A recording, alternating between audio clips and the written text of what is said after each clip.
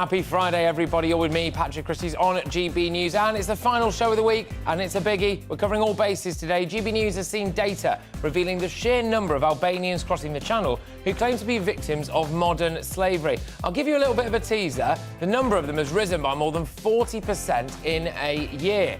Rishi Sunak is up in Scotland. Keir Starmer is in Northern Ireland. We'll fill you in on what's been said. It looks like Sunak might go soft on Sturgeon's bonkers trans laws. And university lecturers, well, they're striking. The NHS is still in crisis, even though it's definitely not a crisis. But the economy unexpectedly grew a little bit in November. Winner, winner, chicken dinner, eh? Oh, and of course, we've also conducted our wonderful People's Poll. Thank you, everyone who took part in that. And apparently, many of you want Lady Susan Hussey to be reinstated by the palace after that old Ngozi Fulani scandal. As you can tell, it's an all-action Friday afternoon show for you today, ladies and gents. I want to hear from you on two things today. Two things, OK? GBViews at gbnews.uk. Should we refuse all asylum applications from Albania?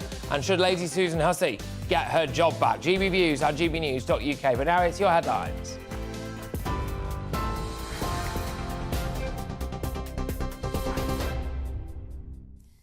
Good afternoon, it's 1 minute past 3. I'm Rhiannon Jones in the GB newsroom. Manchester City footballer Benjamin Mendy has been found not guilty of 6 counts of rape and 1 count of sexual assault. It follows a 6-month trial at Chester Crown Court. Jurors couldn't reach verdicts on 1 count of rape and 1 of attempted rape. The prosecution sought a retrial on those counts, which has been scheduled for June. Scotland will gain 2 new green free ports. The sites in Edinburgh and Inverness are part of a £52 million fund to drive growth in the country. Ministers say they'll also create 75,000 jobs and bring in almost £11 billion worth of investment. The announcement follows private talks held last night between Prime Minister Rishi Sunak and Scotland's First Minister, referred to by Nicola Sturgeon as constructive. Labour leader Sir Keir Starmer says the time for action on the Northern Ireland Protocol is now. Delivering his key speech at Queen's University in Belfast, Sir Keir also promised his party will remain a good faith guarantor of the Good Friday Agreement. He's urged the Prime Minister to recognise past mistakes and resolve issues over the post-Brexit trading arrangements. So I say to the Prime Minister, if there is a deal to do in coming weeks, do it. Whatever political cover you need, whatever mechanisms in Westminster you require, if it delivers for our national interest and the people of Northern Ireland, we will support you. The time for action on the protocol is now. The economy grew by 0.1% between October and November. That's despite the soaring cost of living. The Office for National Statistics recorded a slowdown in growth, though, after a 0.5% increase the previous month. It says the economy was helped by people filling the pubs to watch the World Cup. Chancellor Jeremy Hunt says the government has a clear plan to halve inflation this year and get the economy growing again. Police say a 28-year-old woman who died after a dog attack in Surrey yesterday was walking a number of dogs at the time. The incident happened at Gravely Hill in Caterham.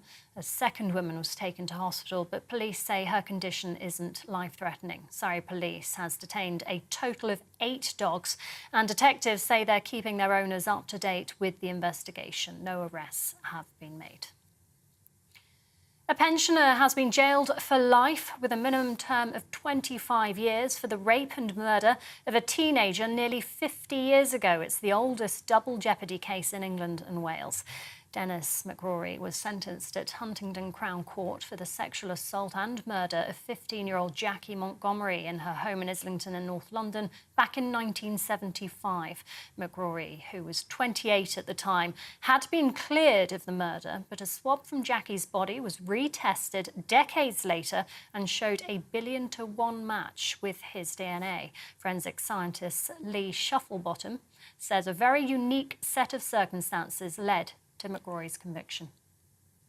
I think it's quite unique. I've not seen it in a case file before. It may have been the procedures that were in place in the laboratory in 1975. I'm not aware, but it's unique for me. I've not seen exhibits being stored on the file like that, and to be retained and preserved as they were, so to be able to use them as for evidence nowadays. 22-year-old Connor Chapman has appeared at Wirral Magistrates Court charged with the murder of Elle Edwards. The 26-year-old was shot outside a pub in Wirral on Christmas Eve. Mr Chapman's been remanded in custody and will appear at Liverpool Crown Court on Monday.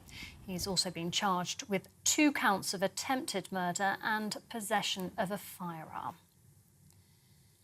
And a builder who described himself as a psychopath with a conscience has been sentenced to 2 life terms for the murder of 2 escorts. Mark Brown was found guilty of murdering Leo Ware and Alexandra Morgan. In 2021, they went missing 6 months apart. The 41-year-old killed the 2 women at a remote farm near St Leonard's in East Sussex after meeting them through an escort website. He'll serve a minimum of 49 years. And tributes continue to pour in for Lisa Marie Presley, Elvis Presley's daughter, who's died at the age of 54. A warning: the following contains flashing images. It's understood the singer-songwriter suffered a cardiac arrest at her home in Los Angeles yesterday. Michael Jackson's sister, LaToya Jackson, and the Duchess of York have both paid tribute. Her death comes just days after she attended the Golden Globe Awards, where actor Austin Butler took home the Best Actor award for his portrayal of her father, Elvis. This is GB News. I'll bring you more as it happens now, though. Over to you, Patrick.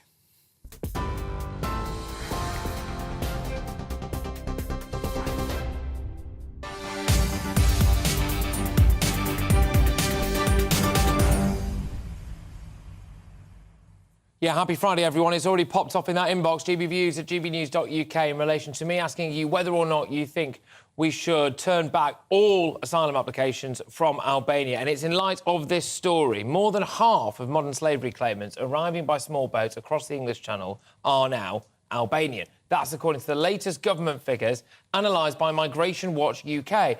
It found that in the first half of 2022, people from the Eastern European nation accounted for most modern slavery from those who arrived in the UK via small boats. It marks an exponential increase in Albanians claiming to be victims of the crime. So a little bit of context. In 2021, they accounted for just 11%. Now, of course, it's over 50%. That is a dramatic increase. Joining me to discuss this is former Director General of UK Border Force, Tony Smith, CBE. I will start, if you don't mind, by asking you the same question I'm asking our viewers and our listeners to email in on gbviews at gbnews.uk, which is whether or not we should be turning back all asylum claims from Albania. Your views? I think that's a big ask, Patrick, that you say all claims that should be discredited because, you know, no 2 cases are the same. But I think it's worth saying that a very significant number of arrivals from Albania do not have, in my view, a prima facie claim for asylum or for human rights or for being victims of trafficking either, for that matter. So I think there is a case that they should be processed in a different way. They should be processed much more quickly than they are being now. And they, you know, should be detained when they arrive here, and the Home Office should put a task force onto processing those cases really, really quickly and demonstrating that those that would come behind them that actually this isn't going to work. You're going to be locked up. Your case is going to be resolved very, very swiftly, and before you know it, you'll be back in Tirana. I think that's the best deterrent of all, and I think there's a very strong case for that in countries like Albania, who are not renowned, actually, you know, for persecuting groups of their own nationals on grounds of political opinion or religion. This is my point. We do know that several other countries basically class Albania as a completely safe country. I don't see much reason why we shouldn't do the same. We also know, of course, don't we, that the modern slavery laws, which are subject to much contention, potentially need to be changed because potentially people are using them as some kind of legal loophole as a way of getting into the UK and being granted leave to remain. How easy would it be for me to claim that I was a victim of modern slavery if I travelled here from Albania?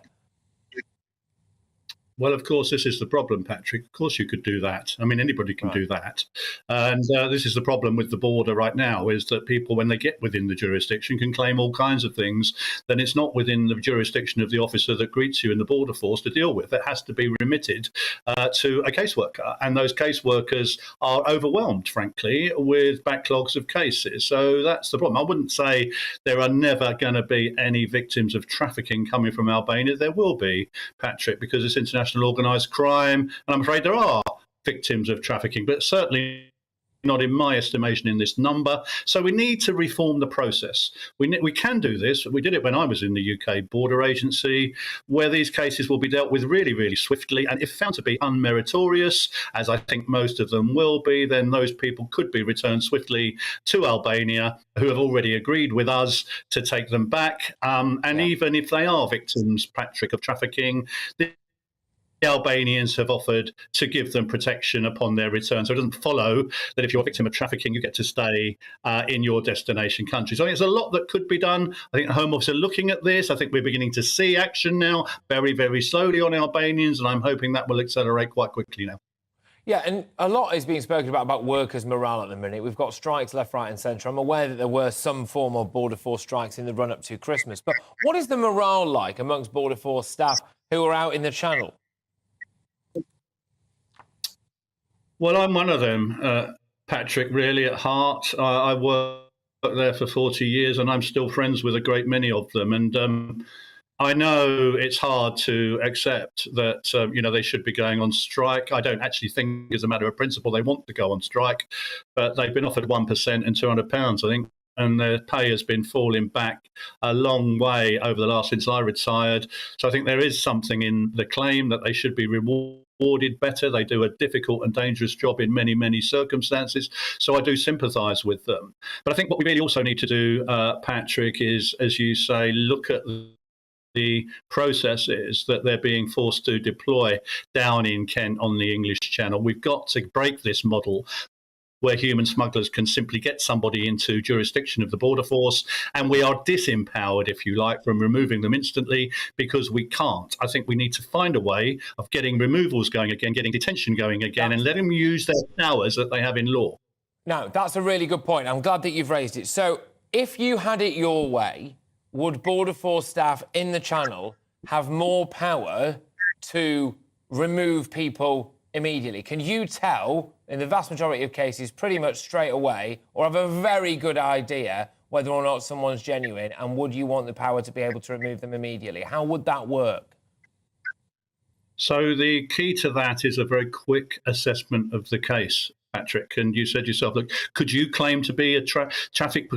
Anybody can claim these things, and they're encouraged to, Patrick, because they know if they do claim these things, then it disempowers us from removing them instantly from the territory. If you didn't claim any of those things, we'd send you straight back, subject to getting a document. And the Albanian government said they don't want documents. That's another problem in getting people up. But they've got to focus on removals, and you've got to allow the officers to assess these claims really quickly, and the caseworkers 24/7. Get these cases turned around quickly, and let's start seeing removals, because that's really where our border security comes in. Removing people from the territory will deter others. But as you know, Patrick, you know very well, we've not been removing anybody, have we?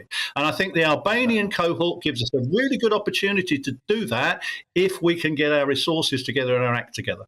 Now, Rishi Sunak has made some bold claims in his 5-point plan, which you can easily condense down into 3 points. The only bit that contained any jeopardy for him was in relation to what was going on in the Channel. He has said he wants to stop the boat and remove our asylum seeker backlog. He's also said, judge me by my action. So we have to take him at face value. If this time next year or in 2 years' time we still have an asylum seeker backlog and we still have small boats coming across, he will have failed. But reading between the lines here, Tony, and I spoke to one Conservative MP yesterday, actually, live on this show, if we take this to its natural conclusion and the boats are still coming in record numbers in a couple of years' time, I think there's going to be more of a push from Conservative MPs who are worried about losing their seat to turn the boats back. Now, there's a lot of legal issues about this, but in a moral sense, how would you or other Border Force staff feel, do you think, if in a couple of years' time you are given instruction that you can turn these boats back?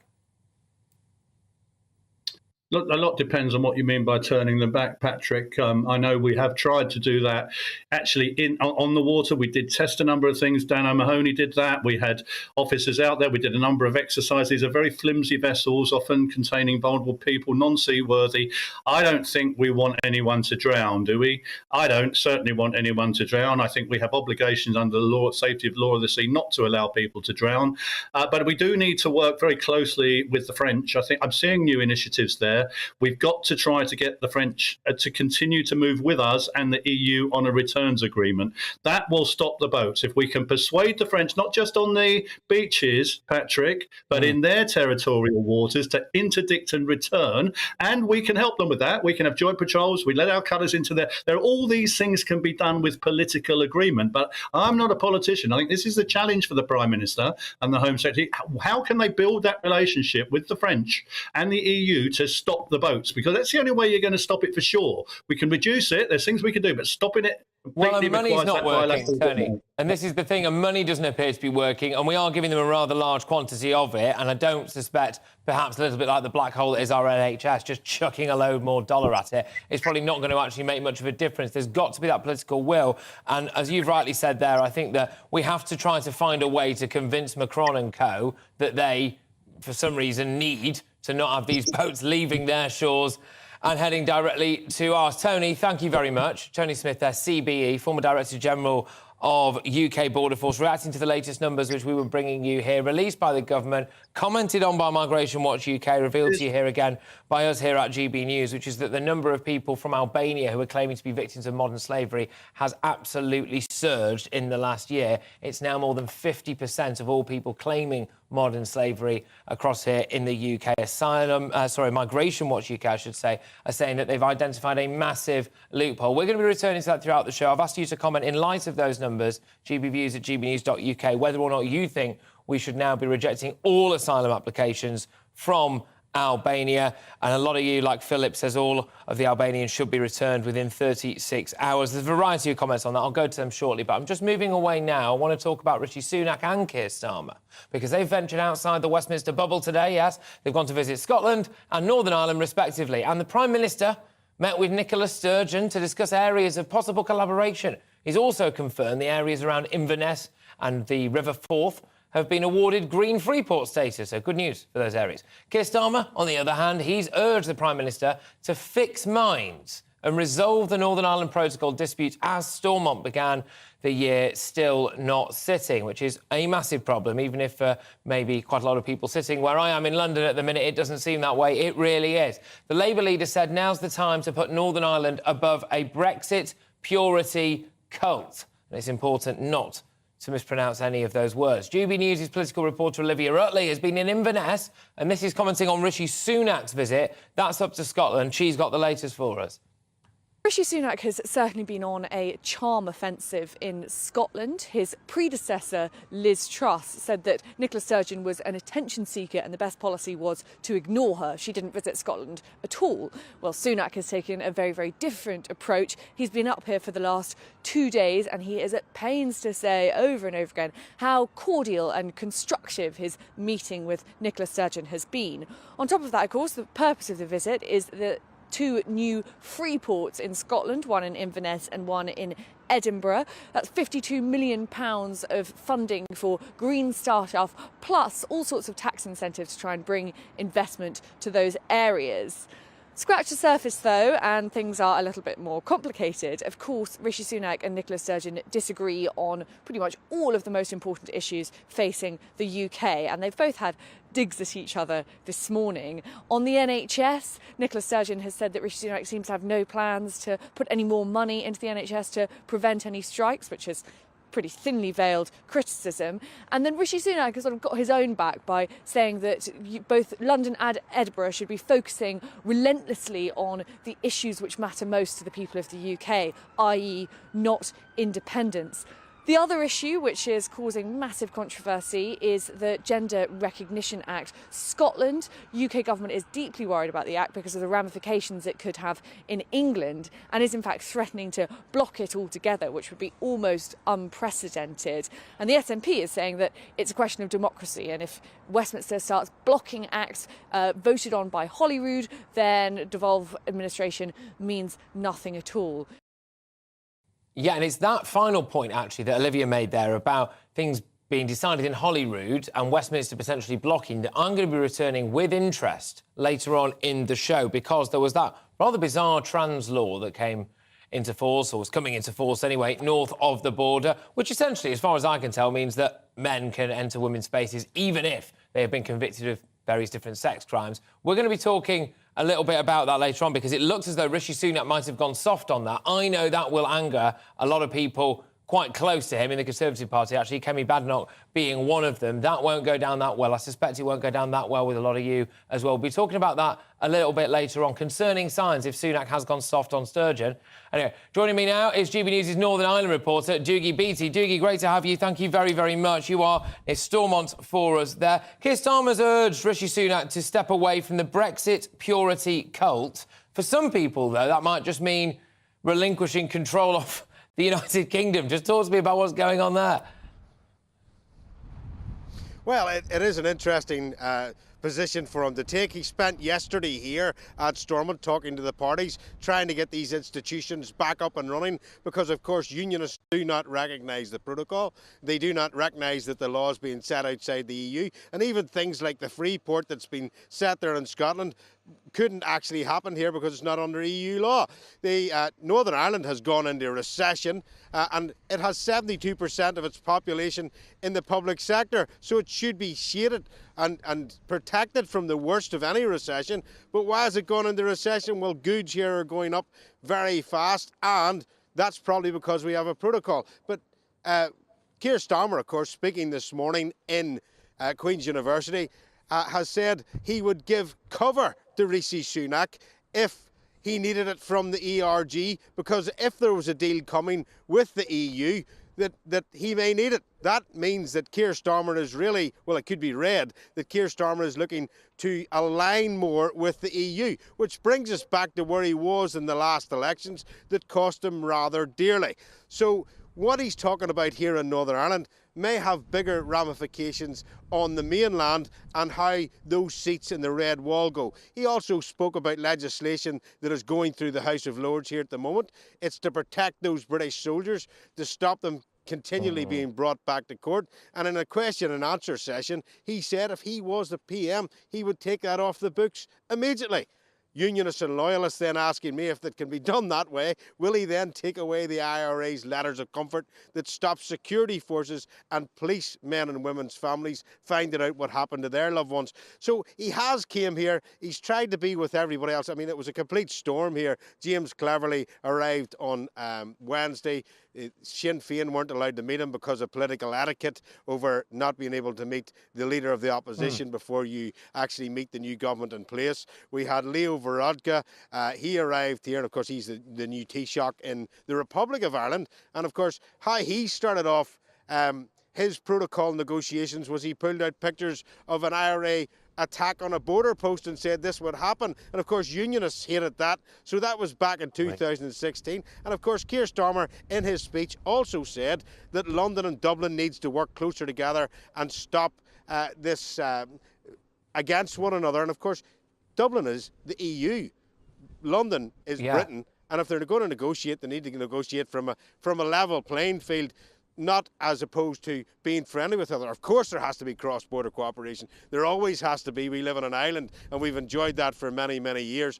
But you must think that Keir Starmer's going away from here thinking this is a lot more complicated than he thought in the first place. Well, I actually do think as well, and I often think this after I've listened to you as well, Dee. You do such a good job of summarising it, but always my head ends up spinning. I think, good grief, there's so many plays up in the air here when it comes to Northern Ireland. Just quickly, Doogie, sorry, would you mind just going over for me, because I'm a bit thick, unfortunately. It is Friday, I'm a bit slow on the updates today, about what Keir Starmer said about the veteran side of things, because this is a massively contentious issue. So what was he looking at maybe taking off the table there regarding the veterans and historic prosecutions? Yes, so these press conferences, as you know, are very, very heavily measured. Who gets to ask questions and who doesn't, what journalists get in there. And a question was asked at him in the question and answer session afterwards, saying that there is currently legislation going through the House of the Lords that basically will stop British servicemen and women being brought back to Belfast to answer for crimes or for things that happened 25, 30 years ago. You remember one of those servicemen died. And of course, he said if it makes it through the House of Commons, he wouldn't think twice about taking it off the legislation books. So that will cause him problems, especially in the Red Wall as well, where a lot of those servicemen actually came from. Yeah, that is fascinating, actually, Dougie. Look, thank you very much, Dougie BT. There are Northern Ireland reporter. Right, I've got loads coming your way. Keep your emails coming in, gbviews@gbnews.uk. Two big issues that I'm asking you. Do you want to refuse any asylum applications from Albania? And should Lady Susan Hussey get her job back? More after the break.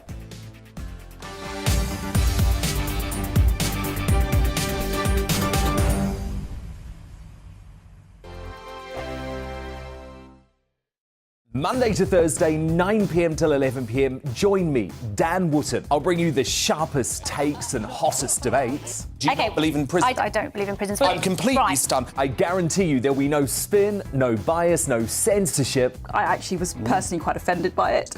And no reason to go to bed. So I guess they've always been quite woke. That's Dan Wootton tonight on TV, radio and online. Monday to Thursday from 9 p.m. till 11 p.m. on GB News. The People's Channel, Britain's news channel.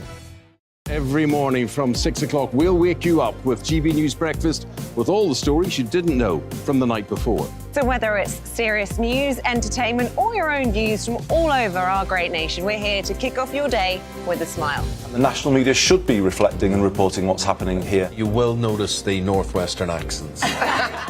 Whether you're with us on TV, radio or online, every morning it's breakfast from 6 a.m. Hope you can join us.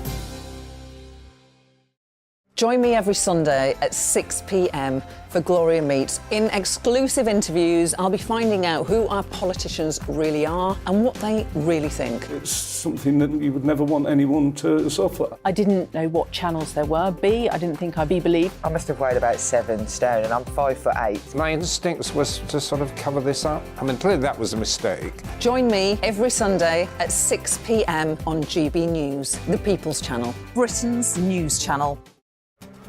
This year on GB News, we've got brand new members in the family. Join us. Across the entire United Kingdom, we cover the issues that matter to you.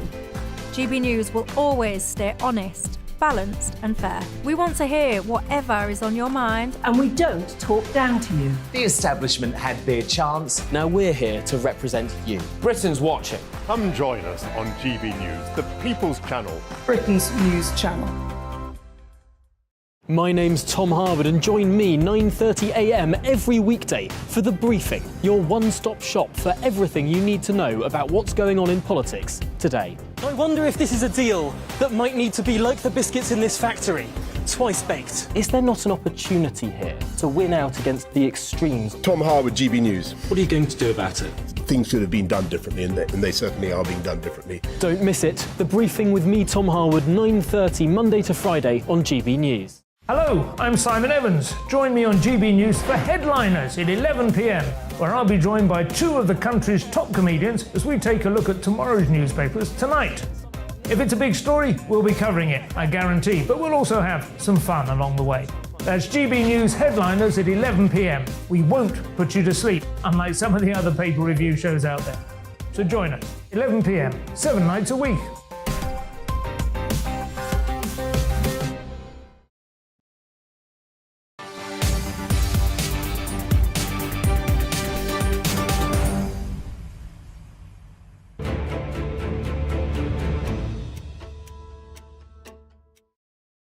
Oh yes, it's time now for the People's Poll. This time we're talking about that so-called royal racism, OK? So last year, the late Queen's lady-in-waiting, Lady Susan Hussey, resigned after she asked black charity worker Ngozi Fulani, otherwise known as Marlene, where she was really from. Well, our latest GB News People's Poll has found that 42% of you say that she should be allowed to return to work. Just 24% say she shouldn't be allowed back, so we can all work out this little bit in the middle there of the old don't knows. But the most of you, really, said, yes, she should be allowed to come back in that sense. So is it worth noting that it is worth noting, I should say, that Lady Hussey also has since met Ngozi Fulani to personally apologise to her. Apparently they had a nice constructive meeting. But also in the poll, it had a mostly negative view of Prince Harry, and 1/3 of the public said they are proud of the royal family. So there's quite a lot to unpack here. Joining me now is GB News' royal reporter Cameron Walker. Cameron,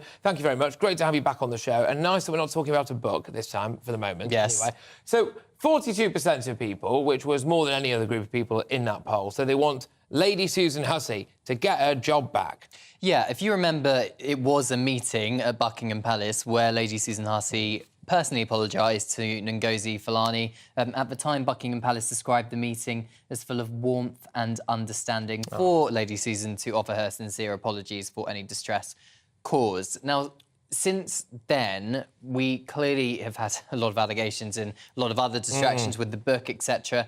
But there's also been, I'm not going to go into too much details, but there have been allegations made against Sister Space, which is the charity which Ngozi Fulani is the boss of, particularly to do with finances. So there's all these question marks about morals and ethics and whether someone's, for want of a better phrase, someone's kind of asking about where she is from or where are you really from. Was that really...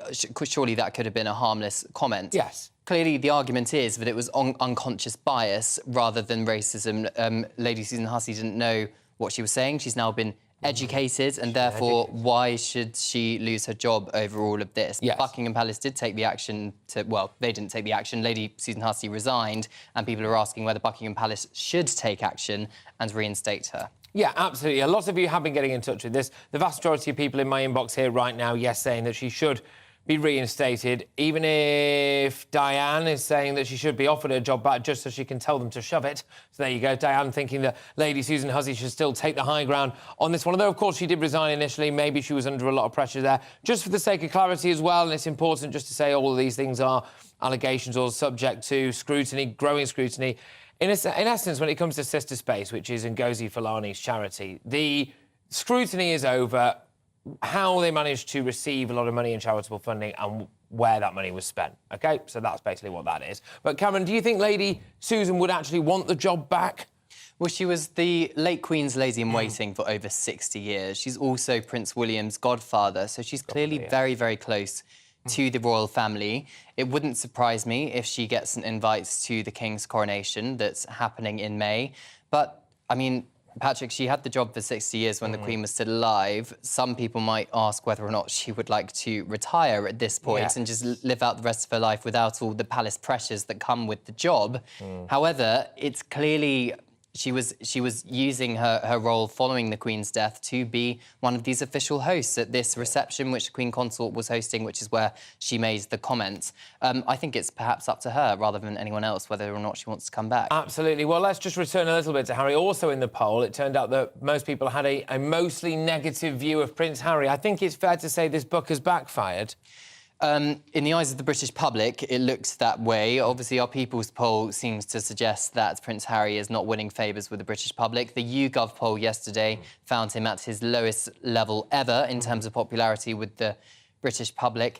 If you remember, well, in the book, he describes the British people as being credulous, i.e. they will take anything that's written in the press as fact and not question it. Prince Harry clearly has a huge war at the moment against the British press. He clearly does not like what is written about him. Some are accusing him, some other journalists who've been on beat for a long time are accusing him of having this tunnel vision and only seeing the negative stories written about him, whereas at the time, when they were working members of the royal family, him and his wife, there were quite a lot of positive stories as well. Yes, absolutely. Cameron, thank you very much. As ever, Cameron Walker there, our royal reporter, just whizzing you through a couple of elements of our People's poll. Thank you very much, everyone who's been getting in touch. We'll be returning to this throughout the course of the show. You all know that email address by now, gbviews@gbnews.uk. I've been asking you, one of the key ones is, do you think that Lady Susan Hussey should be welcomed back into the royal fold?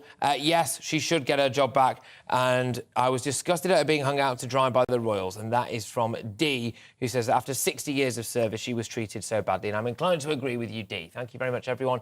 Keep those views news coming in thick and fast. You're with me, Patrick Christys, on GB News. Now, is it acceptable for the Prime Minister to have private healthcare? You lot seem to think so. And yet again, I am reassured by your soundness and your sanity. Our People's Poll found 53% of you think that it's OK for Rishi to go private after he admitted to using independent healthcare. Of course it is. Why not? You know, he's a wealthy man, and if it takes the burden off the NHS, then so be it. We'll be discussing all of that after your headlines.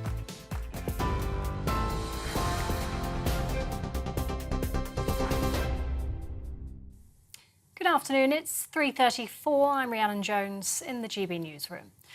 Manchester City footballer Benjamin Mendy has been found not guilty of 6 counts of rape and 1 count of sexual assault. It follows a 6-month trial at Chester Crown Court. Jurors couldn't reach verdicts on 1 count of rape and 1 of attempted rape.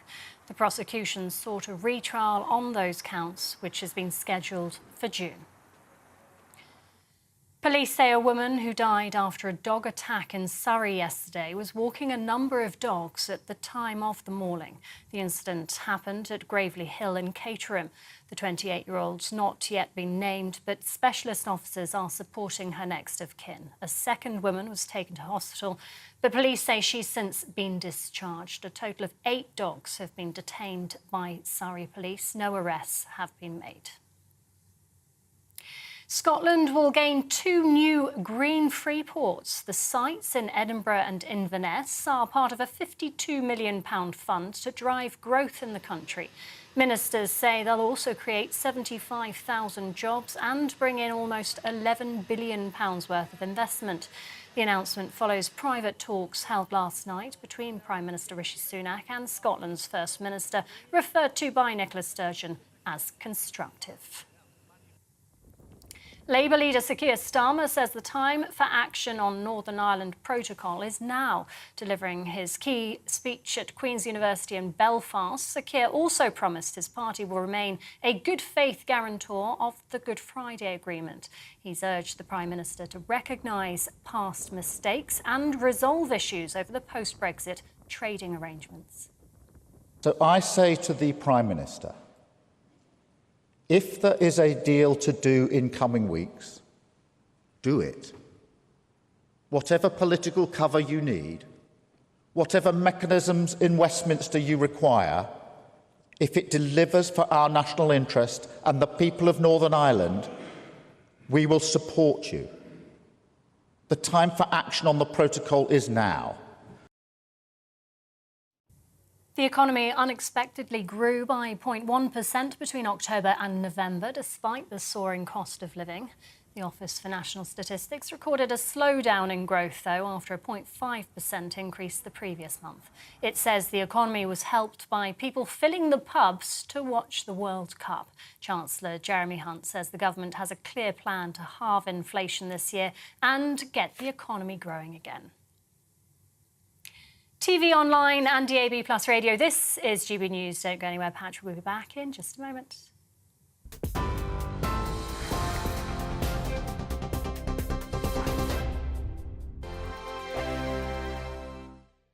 Monday to Thursday nights on GB News. At 6, it's Dubes & Co.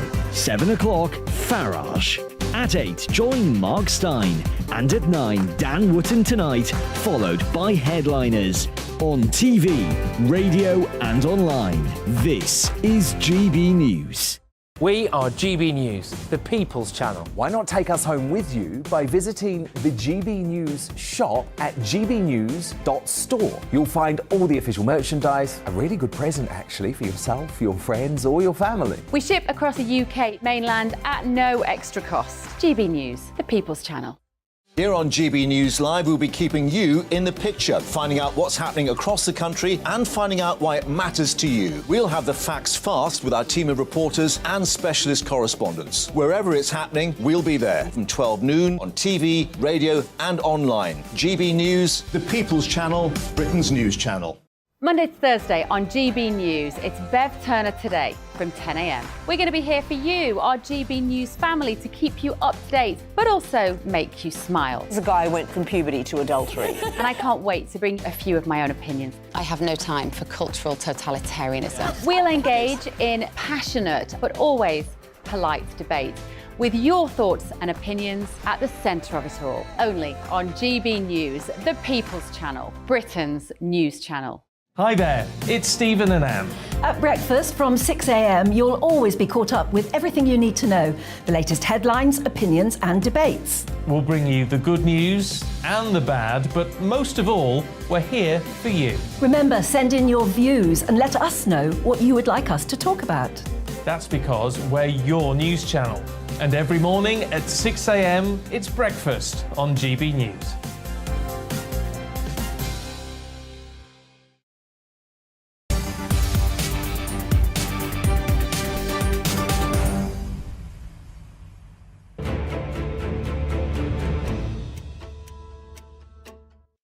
Gets me every time, that People's Poll music. Anyway, back to the GB News People's Poll, and Rishi Sunak has admitted that he's used private healthcare in the past.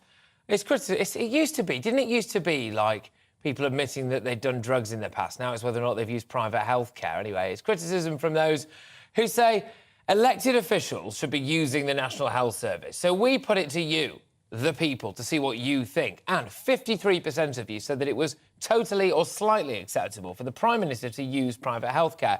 Just 27% of you said it was unacceptable. Well, with me now is Stephen Dorrell, former Secretary of State for Health, to discuss these results. Stephen, thank you very much. Do you have private healthcare? Good afternoon, Presley. I'm sorry? Do you have private healthcare? I didn't hear the question. Oh, one more time. The answer is I'm not insured, but I have used private healthcare. I think the Prime Minister should have been very straightforward that he has used private healthcare. Seems to me a straightforward choice for a free citizen in a free country. Yes, exactly. Now, why on earth do you think that, was it 27% of people think it's unacceptable for a Prime Minister to go private? Well, if I may say so, Patrick, I don't doubt what your view is on this, but you did, in introducing this piece, use the word admit. Now, I don't have to admit that you have used private healthcare or that my children were privately educated. That's not a matter of admission. It's a matter of straightforward choice. As a public official, when I was an elected public official, I'm now very actively concerned as a Liberal Democrat in the development of public policy. I'm strongly in favour of high-quality education services, high-quality health services. But what kind of a free society is it where a free citizen can use their own money for foreign holidays or Mars bars, but can't use it for education services or health services? It's nonsense. Okay. Of course, people should be free to use these services, but it shouldn't be used to undermine their commitment to the delivery of high-quality public services. Well, I think it's a complete red herring. You're right about using the word admit, which is why I've made a bit of a joke, because they used to have to say that about drug use, didn't they, back in the day? Do you admit to have ever having a little puff on a cannabis joint or anything like that? And now it's do you admit that when you got your hernia done, you used Bupa? I mean, it's amazing, isn't it, the way that we've fallen as a society into that. But it's just the wrong use of words. Yeah, you're correct. And thank you for pulling me up on it. There you go. I stand corrected. Anyway, when it comes to the debate, let me play devil's advocate here. Is there a school of thought that says if you are an elected representative of the people, you should live in the worst house on the street, send your kid to the worst comprehensive school in your area, only use the local hospital, only travel by public transport, so that you have a real grasp of what normal people have to go through on a daily basis? Well, you asked the question, is there a school of thought that holds those views? I'm not sure I'd call it a school of thought. There may be people to whom that feels right. I'm not one of them. There are two arguments here. One is about the choice that individuals make in the use of their own money. And the second, equally important point, actually, is that I think in the public services, we should be aspiring to deliver the best we can with the resources available for the population of this country. Now, one of the things that quite often happens is that people look at new ideas being developed in private services, say, hang on a minute, they can have it, they pay for it. Why can't we have it on the National Health Service or in maintained schools and in other public services? And is there not a slight little misconception here when it comes to private healthcare? Because actually there wouldn't be private healthcare if a lot of medical staff, a lot of whom claim to have absolute out-and-out solidarity comrade with people on the picket lines outside A&E departments or ambulance stations, I mean, they could refuse to work in the private sector, couldn't they, and just work in the NHS, but they don't. Well, in fairness to individuals, people can make their own choices as individual employees, as well as individual citizens buying services. And there are certainly many, many people who work in the health service who choose not to work in the private sector. So you shouldn't assume that everybody does it, but there definitely are significant numbers of people, particularly doctors, who work in the private sector as well as working in the public sector. And the person who set up the structures, let me make this point, Patrick, because it's really important. All right. The reason that system exists is because that's how the health service was set up by that old capitalist, Anar and Bevan, in 1948. He understood that it's by having free exchange between the public and private sectors that you have the best available to the public sector and a comparison between what's available in the private sector and what's available in the public sector. Yeah, absolutely. And people could argue that it's Rishi Sunak's duty, if he's got the money, which, let's be honest with you, he absolutely has, in order to try to take any burden he can off the NHS, which might be quite nice. But you were former Secretary of State for Health, and I'm just wondering, in your time, would it have been a lot easier for you if every single medical professional in this country who decided they wanted to go and work private instead decided, whilst they have the right to do it, decided that out of the goodness of their hearts, they would focus their entire energy on our beloved NHS? Well, that would obviously have transferred resource out of the private sector into the public sector. But employment is a free relationship. This is a free society. Just as consumers have the right to use their resources to buy services in healthcare and education, as in other things, so each of us as individuals have a right to work we choose. They do, absolutely, Stephen. My only concern would be, in this current particular time of crisis, if we are training up a lot of people, and a lot of people in the medical profession, and a lot of them are then going abroad, we're seeing increasing numbers of junior doctors going to Australia. Big question marks, by the way, about what happens to the student loan then as well, which I think might be a little bit cheeky. But instead of maybe directing everybody's anger towards the government, I would say don't direct any anger at all, but maybe gently lean on a few people who are deciding to go into the private sector of medicine as opposed to helping the thing that they seem to care about or claim to care about so much, which is our NHS. I actually put it the other way round. I think that it's up to the national... This is the whole point about the competition between public and private sector that I was describing, that the public sector should be seeking to deliver services that are as good as those that are available in the private sector. And equally, it should be developing its ability to offer competitive terms so people want to come and work in the public sector. You can never compel people to work where they don't want to, unless you're prepared to stand over them with a gun, and I'm not. But no, of course not. I certainly wouldn't condone anything like that. But it is interesting if a huge proportion of people are deliberately not working in that sector despite training in that field, then it doesn't exactly help with the pressures. Stephen, thank you very much. Thank you. We could talk all day, but we can't, actually. Stephen Dorrell there, former Secretary of State for Health, just discussing the results of the People's Poll with shock horror. The vast majority of you apparently couldn't give a whether or not Rishi Sunak gets his medical care from someone private or whether it's just his local nurse. And I think that's absolutely fair enough. Right, now, good grief. I don't know how to say this. The words will not escape my mouth because I'm so used to the doom and gloom. But strap yourselves in, ladies and gentlemen. We've only got some good news. The UK economy grew by 0.1%. It's a win, all right? Take it. 0.1% between October and November, according to data published by the Office of National Statistics. The figures represent the growth in GDP for the UK in that period, and experts say the slight rise was supported by the technology sector. Cheers, technology. There was also a strong showing by pubs and bars. And by the way, we're going to a bar soon, but I'll keep you posted on that. Amid a boost from the World Cup in Qatar. Here to talk about all of this is our economics and business editor, Liam Halligan, with You're on the Money. We're in the money. Not quite, but we've got to take our good news where we can get it these days, Patrick. There was, contrary to most economists' predictions, they are, of course, the dismal scientists, there was an expansion in GDP in November. Official, according to the Office of National Statistics, GDP is, of course, the sum total of all transactions goods and services in our economy. Let's have a quick look at the numbers in more detail. In November, UK GDP up there by 0.1%, a tenth of 1%. Manufacturing, though, fell by 0.5%. I wouldn't read too much into that. Manufacturing's very volatile. It shifts around from month to month, depending on really big productions when they end. Services, though, the real engine room of the British economy, they were up 0.2% in November compared to the previous month. And here we go. Here's the World Cup kicking in. Food and beverage services plus 2.2%, as so many of us, of course, had parties and food and wine as a result of watching the World Cup. So this is pretty good news. That does mean that probably in the third quarter and the final quarter of 2022, so the last 6 months of 2022, a recession is when you get 2 consecutive quarters of contraction. I think we're probably going to escape that now. So all those headlines about recession is inevitable, it may be that they've turned out not to be true. I don't want to rake up the past too much. One might get a lettuce out again. But the whole anti-growth coalition and stuff, I mean, could we have really just gone for growth?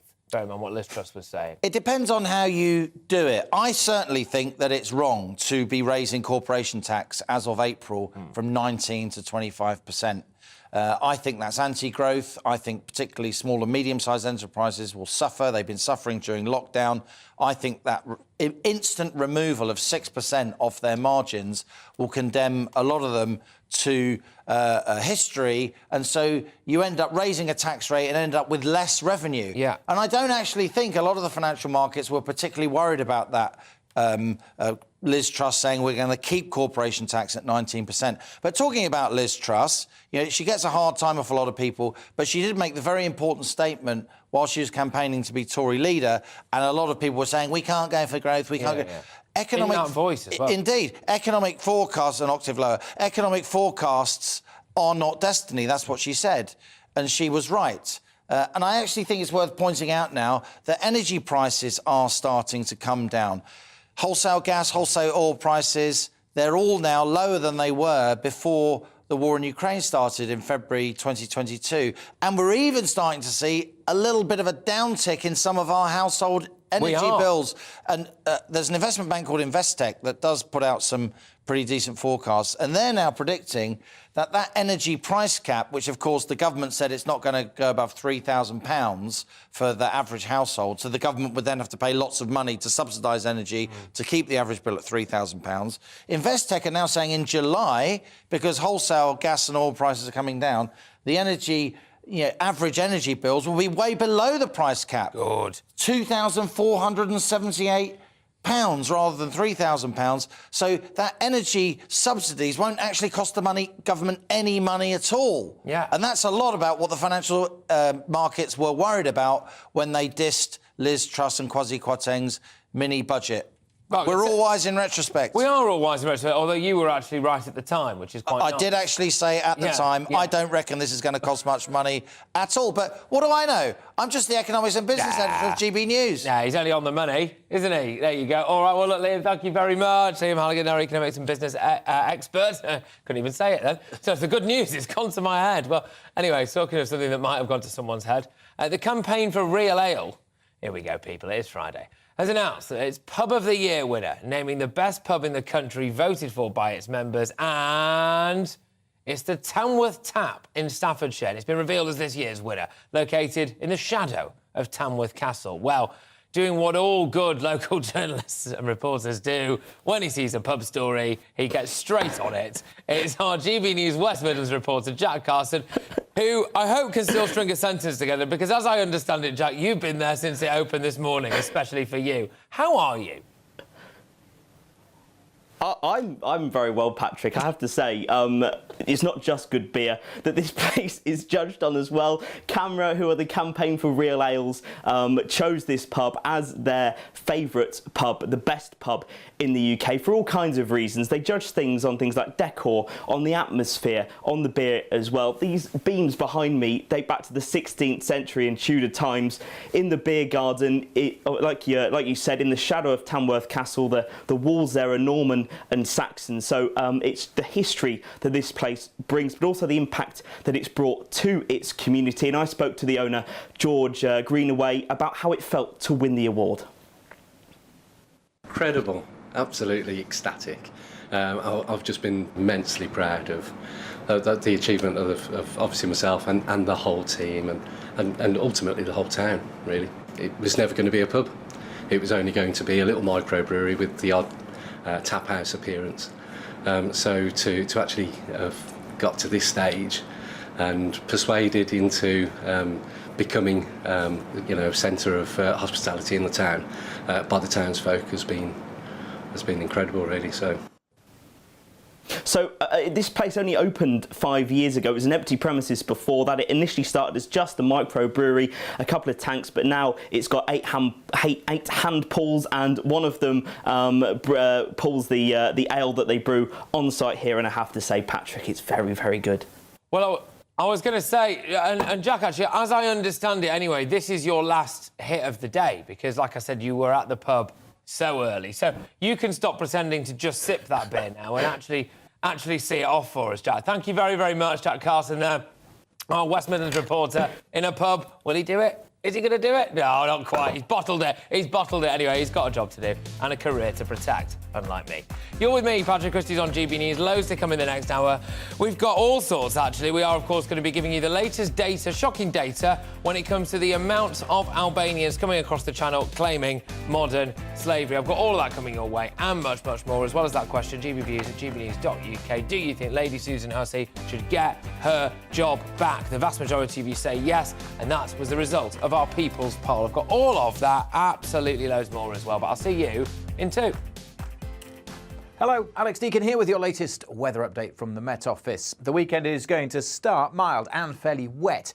It will turn drier and brighter, but also much colder through the weekend and into next week, with the potential for a bit of snow in places as well. Tonight, though, it's all about the rain moving in again to western areas that have saturated ground, so this extra rain is likely to cause further problems. We have Met Office yellow warnings in place. Most of the UK turning soggy by the start of Saturday, bit of snow on the hills as that rain moves across Scotland. Quite chilly this evening, but by dawn, as the rain arrives, temperatures will actually be on the rise, so we'll start in the south in double figures. So a mild, wet start for most on Saturday morning, something a bit brighter for Northern Ireland for a time, and the rain elsewhere will be pulling away to the east, so it will turn drier through the late morning and into the afternoon. We may well see some sunny spells developing, staying fairly wet across the far north of Scotland. Plenty of showers coming into western Scotland and Northern Ireland with gusty winds and snow on the hills, but brighter skies further south. Temperatures actually dropping again through the afternoon as the colder air moves in. Very windy and wet on Saturday evening across Northern Ireland. We have another yellow warning in place here, the potential for flooding and disruption from the strength of the winds. The wet weather in Scotland turning more and more to snow, even at lower levels by the time we get to Sunday in the showers across the far north, although they'll fade through the day. Sunday is overall a drier day, but still some showers in the west, particularly northwest England and Wales and Northern Ireland, where there will be some snow on the hills. But many places further east and south, generally dry on Sunday, but feeling colder, especially with the wind. Temperatures a touch below average, certainly lower than they have been for most of this year. And the colder air then in place as we go into Monday and Tuesday, with frost and ice returning and the potential for some snow in places as well. Keep up to date with the latest Met Office weather warnings on the Met Office website. Bye.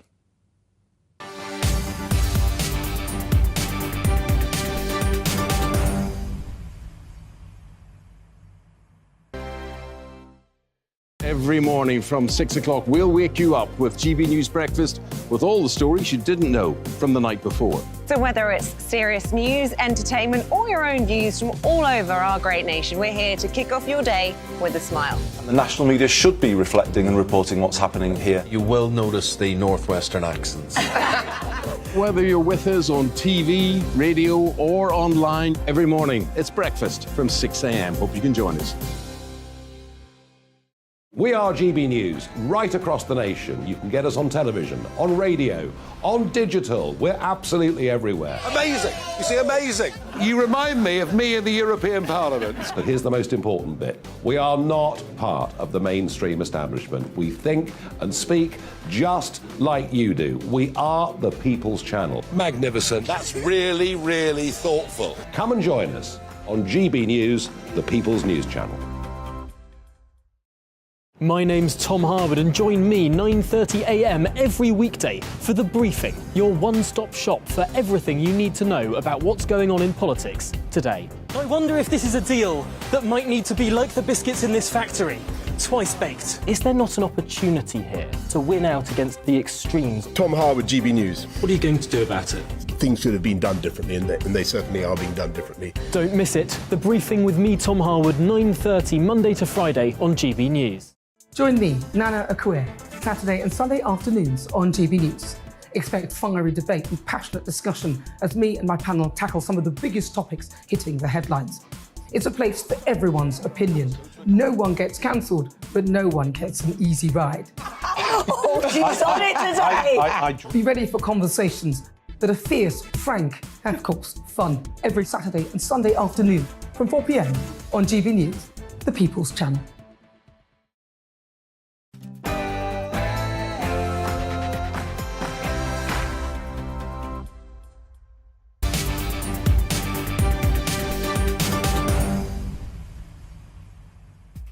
Welcome back, everybody. You're with me, Patrick Christys, right here on GB News. It's just gone 4 o'clock. I'm with you for the next 2 hours, and we're rattling through it this Friday, people. So, we'll be giving you the very latest on the small boats crisis. It's now emerged that half of all modern slavery claimants who came here on the small boats are, you guessed it, Albanian. Can the government get a grip on the Channel crossings? I have my own poll running on Twitter as well, asking you whether or not we should be stopping all asylum applications from Albania. Get your votes coming in on that. And the UK economy grew. That's right, you heard me. It grew through October to November in a blow to the doomsters, the gloomsters, predicting non-stop decline. Our economics and business editor, Liam Halligan, will be here to break down what it means for the money in your pocket. And get this, university lecturers, they're back on strike and asking for more cash.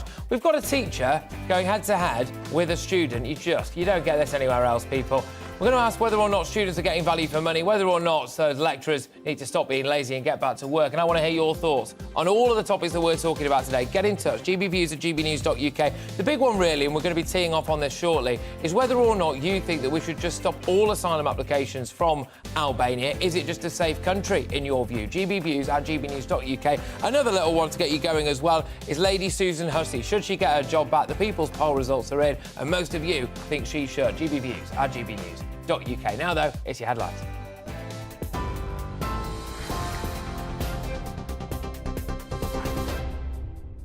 Good afternoon. It's a minute past 4. I'm Aaron Armstrong in the GB newsroom. Manchester City footballer Benjamin Mendy has been found not guilty of 6 counts of rape and 1 count of sexual assault.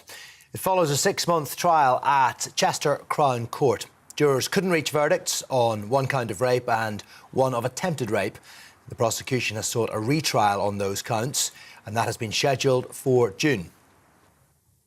Scotland will gain 2 new green free ports. The sites in Edinburgh and Inverness are part of a £52 million fund to drive growth in the country. Ministers say they'll also create 75,000 jobs and bring in almost £11 billion worth of investment. The announcement follows private talks held last night between the Prime Minister, Rishi Sunak, and Scotland's First Minister, referred to by Nicola Sturgeon as constructive. Labour leader Sir Keir Starmer says the time for action on the Northern Ireland Protocol is now. Delivering his key speech at Queen's University in Belfast, Sir Keir also promised his party will remain a good faith guarantor of the Good Friday Agreement. He's urged the Prime Minister to recognise past mistakes and resolve issues over the post-Brexit trading arrangements.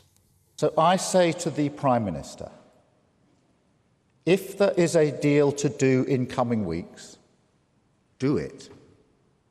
Whatever political cover you need, whatever mechanisms in Westminster you require, if it delivers for our national interest and the people of Northern Ireland, we will support you. The time for action on the protocol is now. The economy unexpectedly grew by 0.1% between October and November, despite the soaring cost of living. The Office for National Statistics recorded a slowdown in growth, though, after a 0.5% increase the previous month. It says the economy was helped by people going to pubs to watch the World Cup. Chancellor Jeremy Hunt says the government has a clear plan to halve inflation this year and get the economy growing again. A pensioner has been jailed for life with a minimum term of 25 years for the rape and murder of a teenager nearly 50 years ago in the oldest double jeopardy case in England and Wales. Dennis McGrory was sentenced at Huntingdon Crown Court for the sexual assault and murder of 15-year-old Jackie Montgomery in her home in North London in 1975. McGrory, who was 28 at the time, had been cleared of the murder, but a swab from Jackie's body was retested decades later, showing a DNA match. A third man's been charged with the murder of a 23-year-old amateur footballer in a nightclub on Boxing Day. West Midlands Police say 18-year-old Regan Anderson will appear at Birmingham Magistrates Court later today. Cody Fisher was stabbed on the dance floor of the Crane nightclub in Digbeth just before midnight on the 26th of December. Two men have already appeared in court charged with his murder. 22-year-old Connor Chapman has appeared at Wirral Magistrates Court charged with the murder of Ellie Edwards. The 26-year-old was shot outside a pub in Wirral on Christmas Eve. Mr Chapman's been remanded in custody and will appear at Liverpool Crown Court on Monday. He's also been charged with 2 counts of attempted murder and possession of a firearm. A builder who described himself as a psychopath with a conscience has been sentenced to 2 life terms in prison for the murder of 2 escorts. Mark Brown was found guilty of murdering Leah Ware and Alexandra Morgan in 2021. They went missing 6 months apart. The 41-year-old killed the 2 women at a remote farm near St Leonards in East Sussex after meeting them through an escort website. He will serve a minimum of 49 years. And tributes continue to be paid to Lisa Marie Presley, Elvis Presley's daughter, who died at the age of 54. A warning, the following contains some flashing images. It's understood the singer-songwriter suffered a cardiac arrest at her home in Los Angeles yesterday. And Michael Jackson's sister LaToya Jackson and the Duchess of York have both paid tribute. Her death comes just days after she attended the Golden Globe Awards, where actor Austin Butler took home the Best Actor award for his portrayal of her father. Well, this is GB News. We'll bring you more as it happens. Now, it's back to Patrick.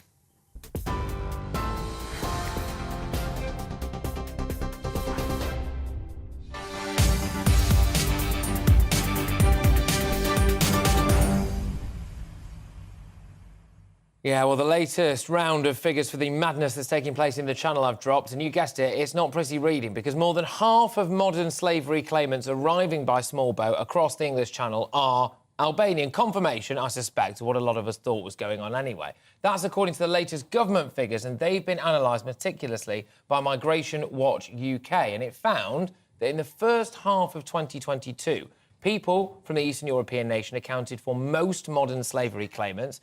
That's among those who arrived in the UK via small boats, so across the Channel. It comes in the same week that Rishi Sunak vowed they'll make it harder for people to come to the UK illegally, that they won't be allowed to stay, apparently, and harder for them to use modern slavery laws to remain in the country. Joining me now, I'm very pleased to say so, is someone who was involved in analysing those government figures, and that's Jeremy Hudson, who's a researcher at Migration Watch UK. Jeremy, thank you very much. Great to have you on the show. Lots to unpack here. Firstly, though, it would appear as though a loophole is being used, essentially. Yes, absolutely. So the reason Albanians are focused on is because there are all sorts of people who do make modern slavery claims or are referred.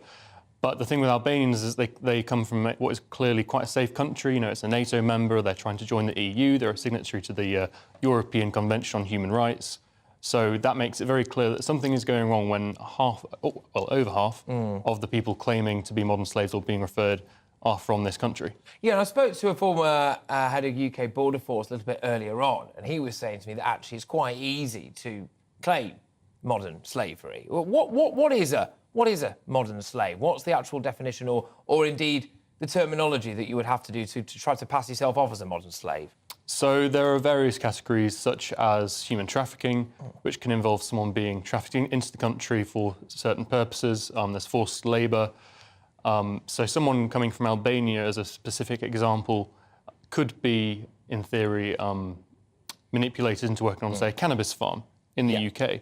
And in that sense, maybe they could be a genuine modern slave. But the thing is, in that case, is that if they need protection, it shouldn't necessarily be in the UK where they've been exploited, having entered legally. It should be back in Albania. Yeah, well, I think a lot of people would agree with that. And the numbers are stark. I believe that it's around a 42% increase, something like that, from the year before, something that presumably, unless we get to grips with this, will be set to rise again. How would you go about stopping this? Rishi Sunak has spoken about reforming the modern slavery laws. Yes, we welcomed his speech in, I think it was December, about these reforms that he wants to do. And they sound great on the face of it. But of course, it's one thing to talk the talk, it's another thing to walk the walk. And international human rights laws, and the ones that the UK has specifically made up for itself, and the modern slavery ones in particular, are very difficult to reform. You have to be very careful not to overstep the mark and walk that very fine line. It's an interesting one, and it is a big debate, this, and it is a big discussion for a lot of people, because at the same time as people don't want someone who's genuinely being trafficked here to just be deported back to Albania, if there is a reality, and I think it is a reality, that there is a loophole here that is being used and abused by a load of people who aren't actually modern slaves in order to, at the taxpayer's expense, live here and work here or do whatever, not work here in many cases, then is it worth actually closing that loophole altogether, even if some people unfortunately do suffer as a result? And I've been putting a poll on my own Twitter here. Should we refuse all asylum applications from Albania? So far, 95% of people say yes. Where do you stand on that? Should we refuse all asylum applications from Albania, do you think? It's a little bit hard to say because of the giant asylum backlog that the large influx of Albanians has added to substantially. That makes it harder to know how many are actual genuine claimants from the end point of the process. However, of those that have been processed, most of them do get refused asylum and do get returned to Albania if possible. So it would certainly be more efficient, but there might be a case for certain extreme cases receiving protection. And I think it speaks widely to what a soft-touch Britain is regarded as just generally now, really. And yes, I was pleased with Rishi Sunak's 5 points, which you can obviously just condense down into 3, which is basically the economy, the NHS and illegal immigration.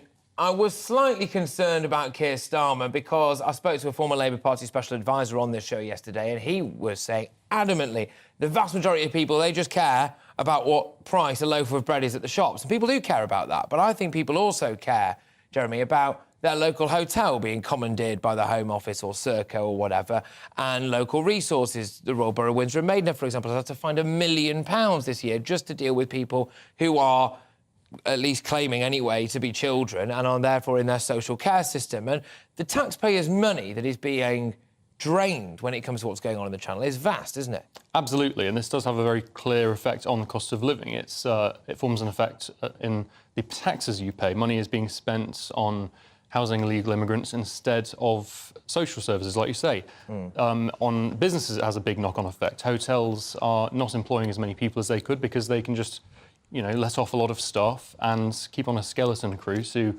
house these migrants. And then that also has a knock-on effect on tourism and other businesses down the line.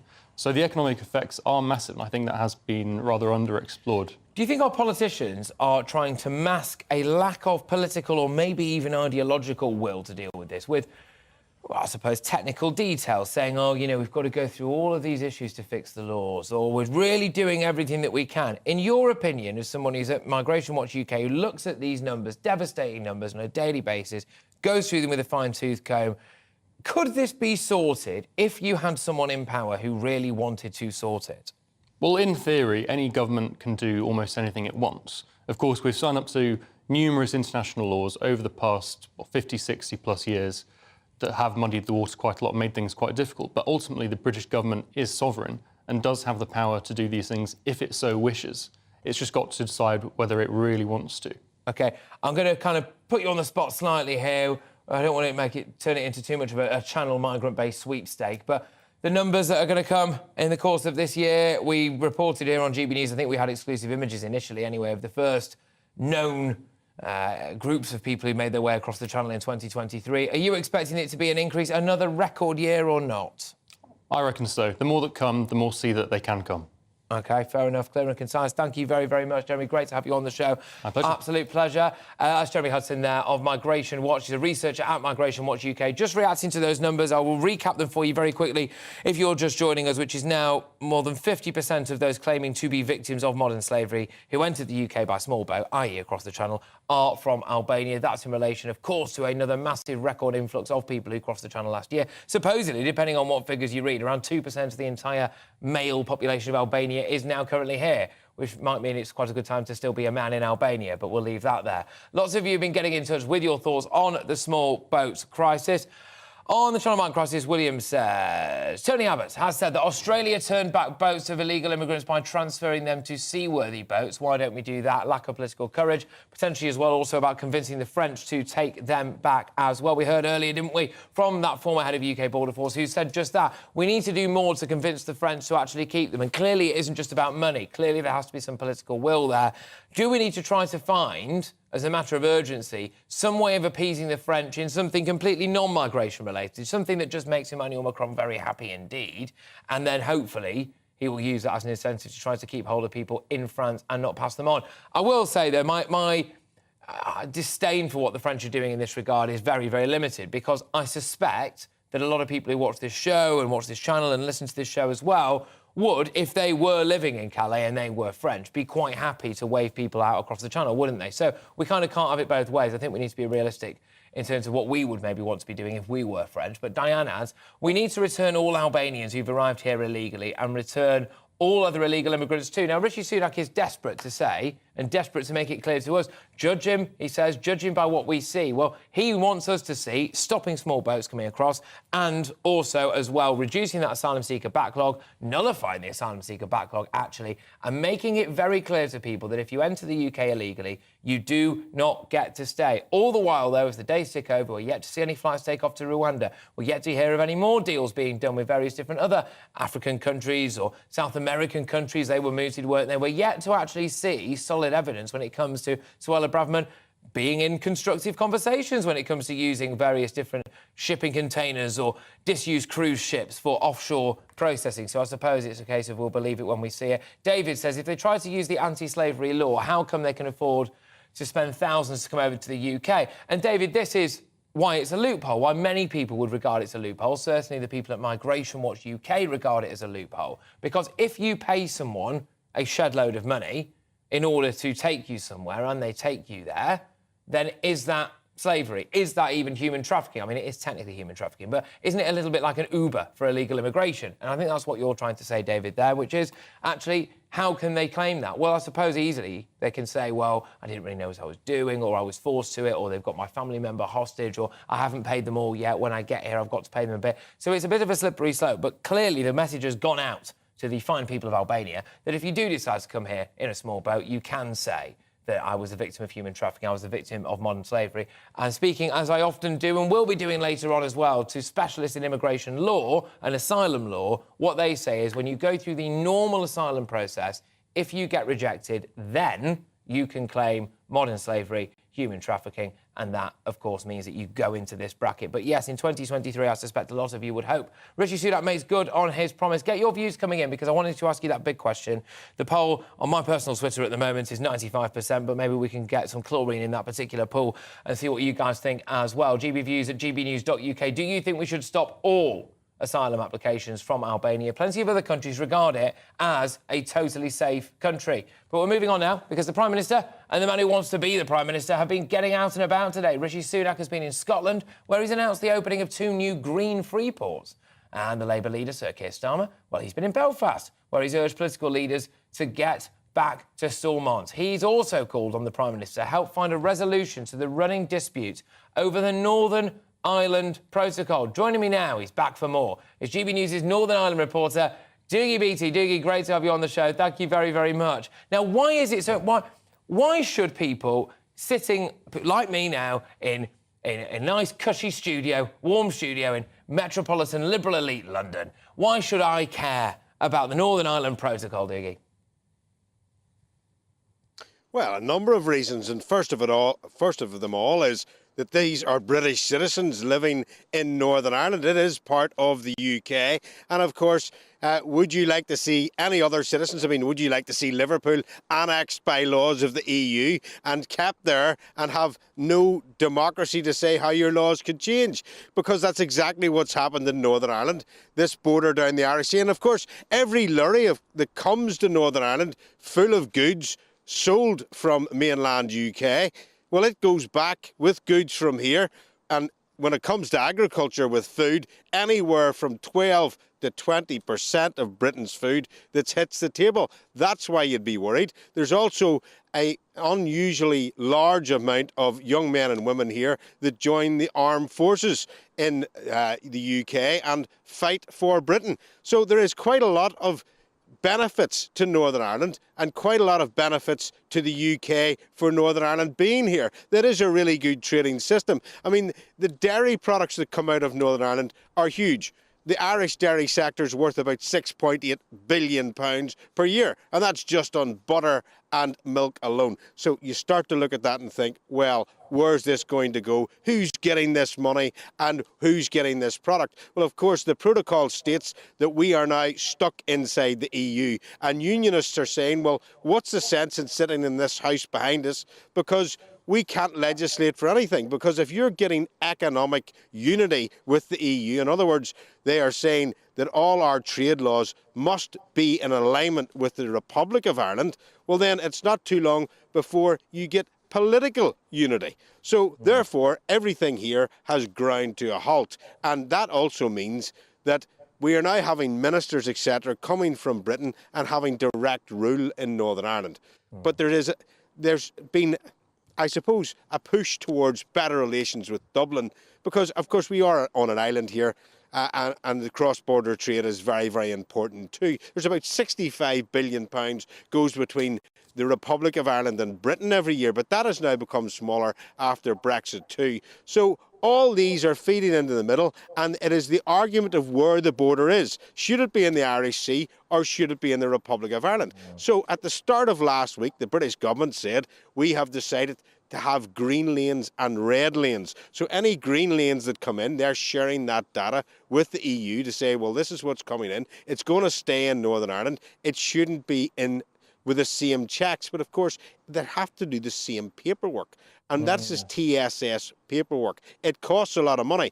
Actually stopping a lorry and looking what's inside it doesn't take as long as you can imagine filling in export forms coming from Britain, mainland UK, into Northern Ireland. Very simply, if you were making, say, I don't know, poppadoms in Manchester, and you were wanting to put them into Northern Ireland, would you do all the paperwork for 2% of the UK? Would it be worth your while when it's high volumes and small amounts? Would you do all that work? The answer to that is no. And that's what's happening in Northern Ireland. We have got our shelves emptying of goods, and there's less competition. And this week, what we now have had is that we have found out that Northern Ireland is the part of the UK that is going into recession. Now, if you take it that 72% of the jobs in Northern Ireland are inside the public sector or dependent on the public sector, we should be very sheltered from the effects of recession. But instead of that, we're not. What's the difference? The difference is that goods and the price of it are going up. Why? Because it's harder to get goods in. And Keir Starmer has been over here trying to sort that out and speaking to the parties behind us.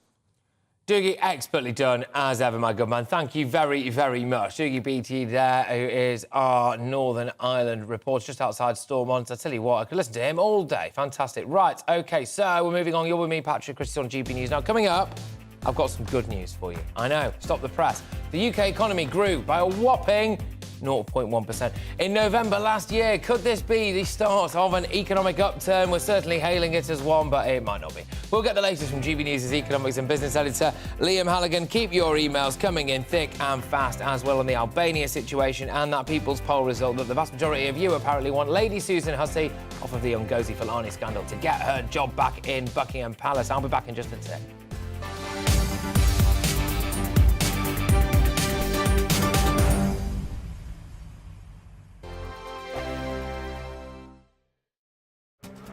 This year on GB News, we've got brand new members in the family. Join us. Across the entire United Kingdom, we cover the issues that matter to you.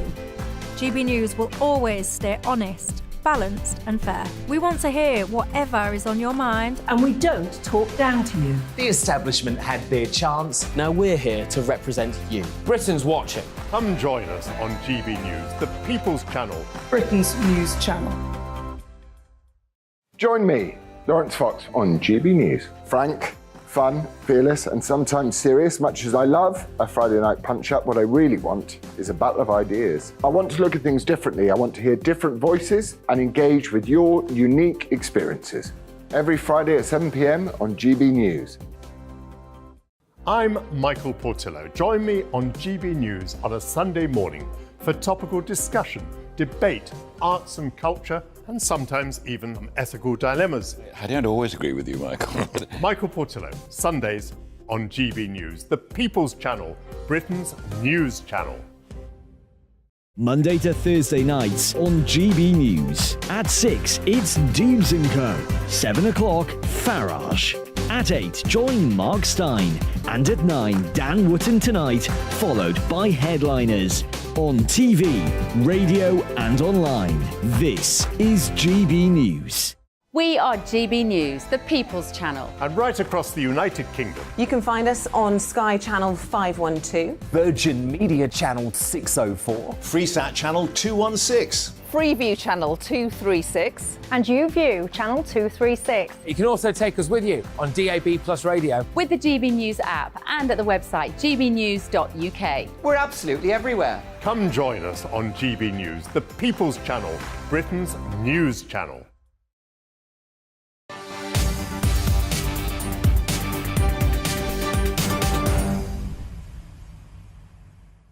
Well, it's not all doom and gloom, ladies and gentlemen, because the UK economy grew between the months of October and November, according to newly released figures by the ONS. The UK's GDP increased by 0.1%. Hey, it's a win. Take it. In a shock analysis, basically. Who predicted, of course, that it would shrink by 0.3% in the month of November? So, yes, it is very much a win. Can we really trust all these economic forecasts? Joining me now is our economics and business editor, a man you definitely can trust. It's Liam Halligan with On the Money. I demanded party poppers, Liam. I demanded everything. We were supposed to have confetti. But no, here we are. It's just you and I again. Some good news. It is relatively good news, as we were saying in the last hour. Let's expand the discussion, but let's just go through the numbers first. This is UK GDP, gross domestic product, all the sum total of goods and service transactions in the economy. In November, compared to the previous month, it was up 0.1%. Not a lot, but a lot of people were predicting a steep decline. Manufacturing did fall, down 0.5%, though that's a very volatile metric. Services were up 0.2%. We are, of course, a service-dominated economy. But here's the kicker. Food and beverages services up 2.2% because of all the celebrating when it came to the World Cup in Qatar. You think about that. You know, if Harry Kane had scored that penalty, I think 10% GDP growth. We'd be fine now. We'd be all right. We'd be millionaires. The UK would be the fifth biggest economy again instead of the sixth biggest. I wonder if he would have that weighing on his mind as he stepped up to take that penalty. Anyway, carry on. It is a serious point. There has been an awful lot of economic doom and gloom out there. And the consensus forecast of economists, I was looking at it yesterday before these numbers came out this morning, thought there would be a 0.2% drop in GDP in November. There was actually a 0.1% rise, so that's a big miss. And we did contract in the third quarter of 2022, GDP, July, August, September. And if you have two consecutive quarters of contraction, that's called a recession. It now looks as if the October, November, December number, the December number will come out next month. These things take time. There's a lag, lots of sums to add up all the transactions in the economy. But it now looks as if the final quarter of 2022, we won't see a contraction. So we won't actually see a recession in the second half of last year. We may get one in this year, but it was nailed on, wasn't it? There was going to be a recession. Absolutely. When Liz Truss and Kwasi Kwarteng did their mini budget, oh my God, there's going to be a recession. It now turns out there won't be. And here's another little bit of good news, Patrick. Stop it. Oil prices now are way below where they were when Vladimir Putin invaded Ukraine in February 2022, as are wholesale gas prices. And we are now starting to see some fall in household energy bills, at least some fall in the projected rises in household energy bills. There's an investment bank called Investec, and they are predicting that the average energy bill in July will be £2,478 a year from the year July to the following July. But that's way below the £3,000 price cap that the government was talking about. And if the government doesn't have to pay on subsidised energy prices to keep the cap in place, then that huge bill for subsidising energy, as some of us predicted it would, completely disappears. So this may actually give the government some extra money in this year 2023. When everyone's saying there's no money, because energy prices are now coming down, there may actually be a little bit more money for NHS, workers, education, maybe to ease the strikes. And these kind of arcane economic concepts, inflation and energy prices, they utterly drive and determine politics, in my view. Well, it isn't my view, it's just a fact. And that is the issue that we're seeing here in the UK, where the economy is slightly looking up. It's a chink of light, Patrick, but as you'd say, when there's so much doom and gloom out there, we've got to take our good news where we can get it. 100%. And even today, though, I'm still reading the odd headline like, you know, there's an exodus of millionaires from this country at the minute. People are going to go into arrears when it comes to their mortgages and stuff. I mean, should we be massively concerned about the exodus of millionaires, for example, if indeed there even is one? I do think we should be concerned about entrepreneurs not investing, and I do think the rise in corporation tax from 19%, where it currently is, to 25% in April, that's now law.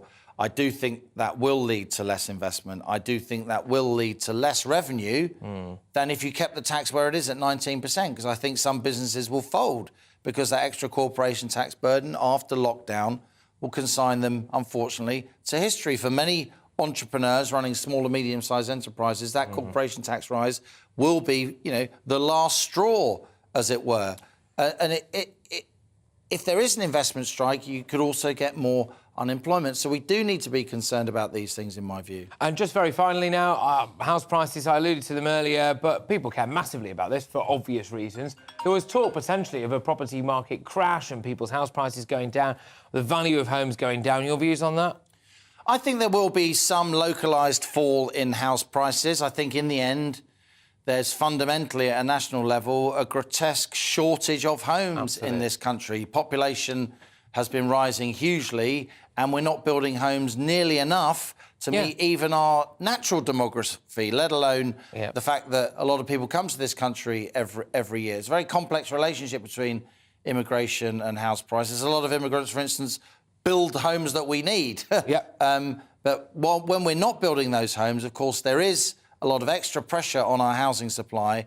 And the reality is, Patrick, if house prices do start to fall a little bit, you'll get investors, cash buyers who will come in. We do need to be concerned that a lot of households, as interest rates go up, and there's still a little bit of way to go, I think interest rates will peak at about 4.5%. They're currently at 3.5%, maybe 4.25%. A lot of people who have to remortgage from a fixed rate and that ends, they have to go to a new fixed rate, a much higher rate, because they might have got a 1 or 2% rate. Now it'll be more like 4 or 5%. I do think there will, unfortunately, be mortgage arrears and mortgage defaults. And for any family involved, that is a tragedy. Liam, thank you very much. Initially, some good news, though. We'll focus on that. Initially, some Didn't want to spoil you. No. Liam Halligan, our economics and business editor, with On the Money. Right, OK, so I've still got loads coming away, obviously. Of course I do. The results of that fantastic GB News People's poll found that you think that Lady Susan Hussey, do you remember her? She was the one who got into a little bit of hot water when it came to Ngozi Fulani, otherwise known as Marlene Headley, but there we go. She wants to be allowed back, or you think she should be allowed back, is what I've said there. So, yes, you think that she should be allowed to take her job back. Now, she was a member of the Buckingham Palace staff for a very, very long time, very close to our dear late Queen. Whether or not she would want to go back, I suppose, after maybe being unfairly biffed by the monarchy, is another question, but we're going to be discussing that, and this is an interesting one as well. Make sure you stay tuned for this, because university lecturers have voted to go on strike for 18 days between February and March. Given my attendance record when I was back at university, which will not be a shock to you, they could have gone on strike for a year and I wouldn't have noticed. But are they right to walk out, or will it just lead to more wasted tuition fees. What we decided to do to get to the bottom of this is put a student against a lecturer on this debate. So they're going to have it out very, very shortly. But before all of that, it is, of course, your latest headlines.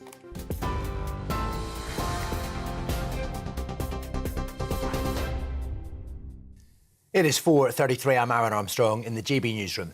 Manchester City footballer Benjamin Mendy's been found not guilty of 6 counts of rape and 1 count of sexual assault. It follows a 6-month trial at Chester Crown Court. Jurors couldn't reach verdicts on 1 count of rape and 1 of attempted rape. The prosecution has sought a retrial on those counts, and that has been scheduled for June. Police say a woman who died after a dog attack in Surrey yesterday was walking a number of dogs at the time of the mauling. The incident happened at Gravely Hill in Caterham. A second woman was taken to hospital but has since been discharged. A total of 8 dogs have been detained by Surrey police. No arrests have been made. Scotland will gain 2 new green free ports in Edinburgh and Inverness as part of a £52 million fund to drive growth in the country. Ministers say they'll also create 75,000 jobs and bring in almost £11 billion worth of investment. The announcement follows private talks held last night between Prime Minister Rishi Sunak and Scotland's First Minister, Nicola-Sturgeon, which she described as constructive. The Labour leader, Sir Keir Starmer, says the time for action on the Northern Ireland Protocol is now. Delivering his key speech at Queen's University in Belfast, Sir Keir promised his party will remain a good faith guarantor of the Good Friday Agreement. He's urged the Prime Minister to recognise past mistakes and resolve issues over the post-Brexit trading arrangements. So I say to the Prime Minister, if there is a deal to do in coming weeks, do it. Whatever political cover you need, whatever mechanisms in Westminster you require, if it delivers for our national interest and the people of Northern Ireland, we will support you. The time for action on the protocol is now. And as you may have been hearing, the economy unexpectedly grew by 0.1% between October and November, despite the soaring cost of living. The Office for National Statistics recorded a slowdown in growth, though, after a 0.5% increase the previous month. It says pubs and restaurants contributed as people went out to watch the World Cup. TV, online and DAB plus radio, this is GB News. Don't go anywhere, we will be back in just a moment.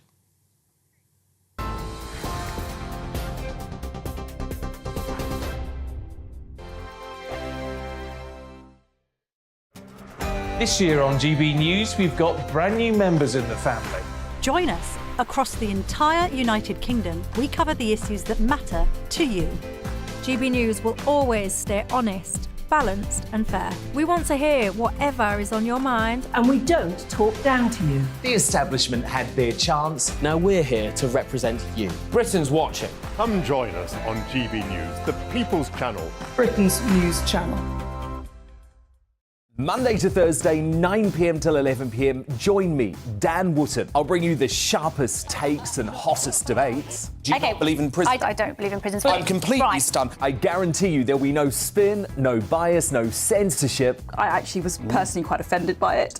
And no reason to go to bed. So I guess they've always been quite woke. That's Dan Wootton tonight on TV, radio and online. Monday to Thursday from 9 p.m. till 11 p.m. on GB News. The People's Channel, Britain's news channel. We are GB News, and we'd like to say thank you to each and every one of you for bringing us your conversations, for helping our great nation find its voice. We are here for you on radio, television, and online, across England, Scotland, Wales, and Northern Ireland. It's not the BBC, you actually get your facts right. We are proud to be GB News, the People's Channel, Britain's news channel. I'm Mark White. As GB News Home and Security Editor, I cover those key issues that are so important to you. Our authorities, our communities doing all they can to combat violent crime. With the public services under unbearable strain, why are we still failing to control our borders? Defence, the first priority of any government, has been continually hollowed out. Can we trust our politicians to protect the armed forces? Join me, Mark White, on GB News.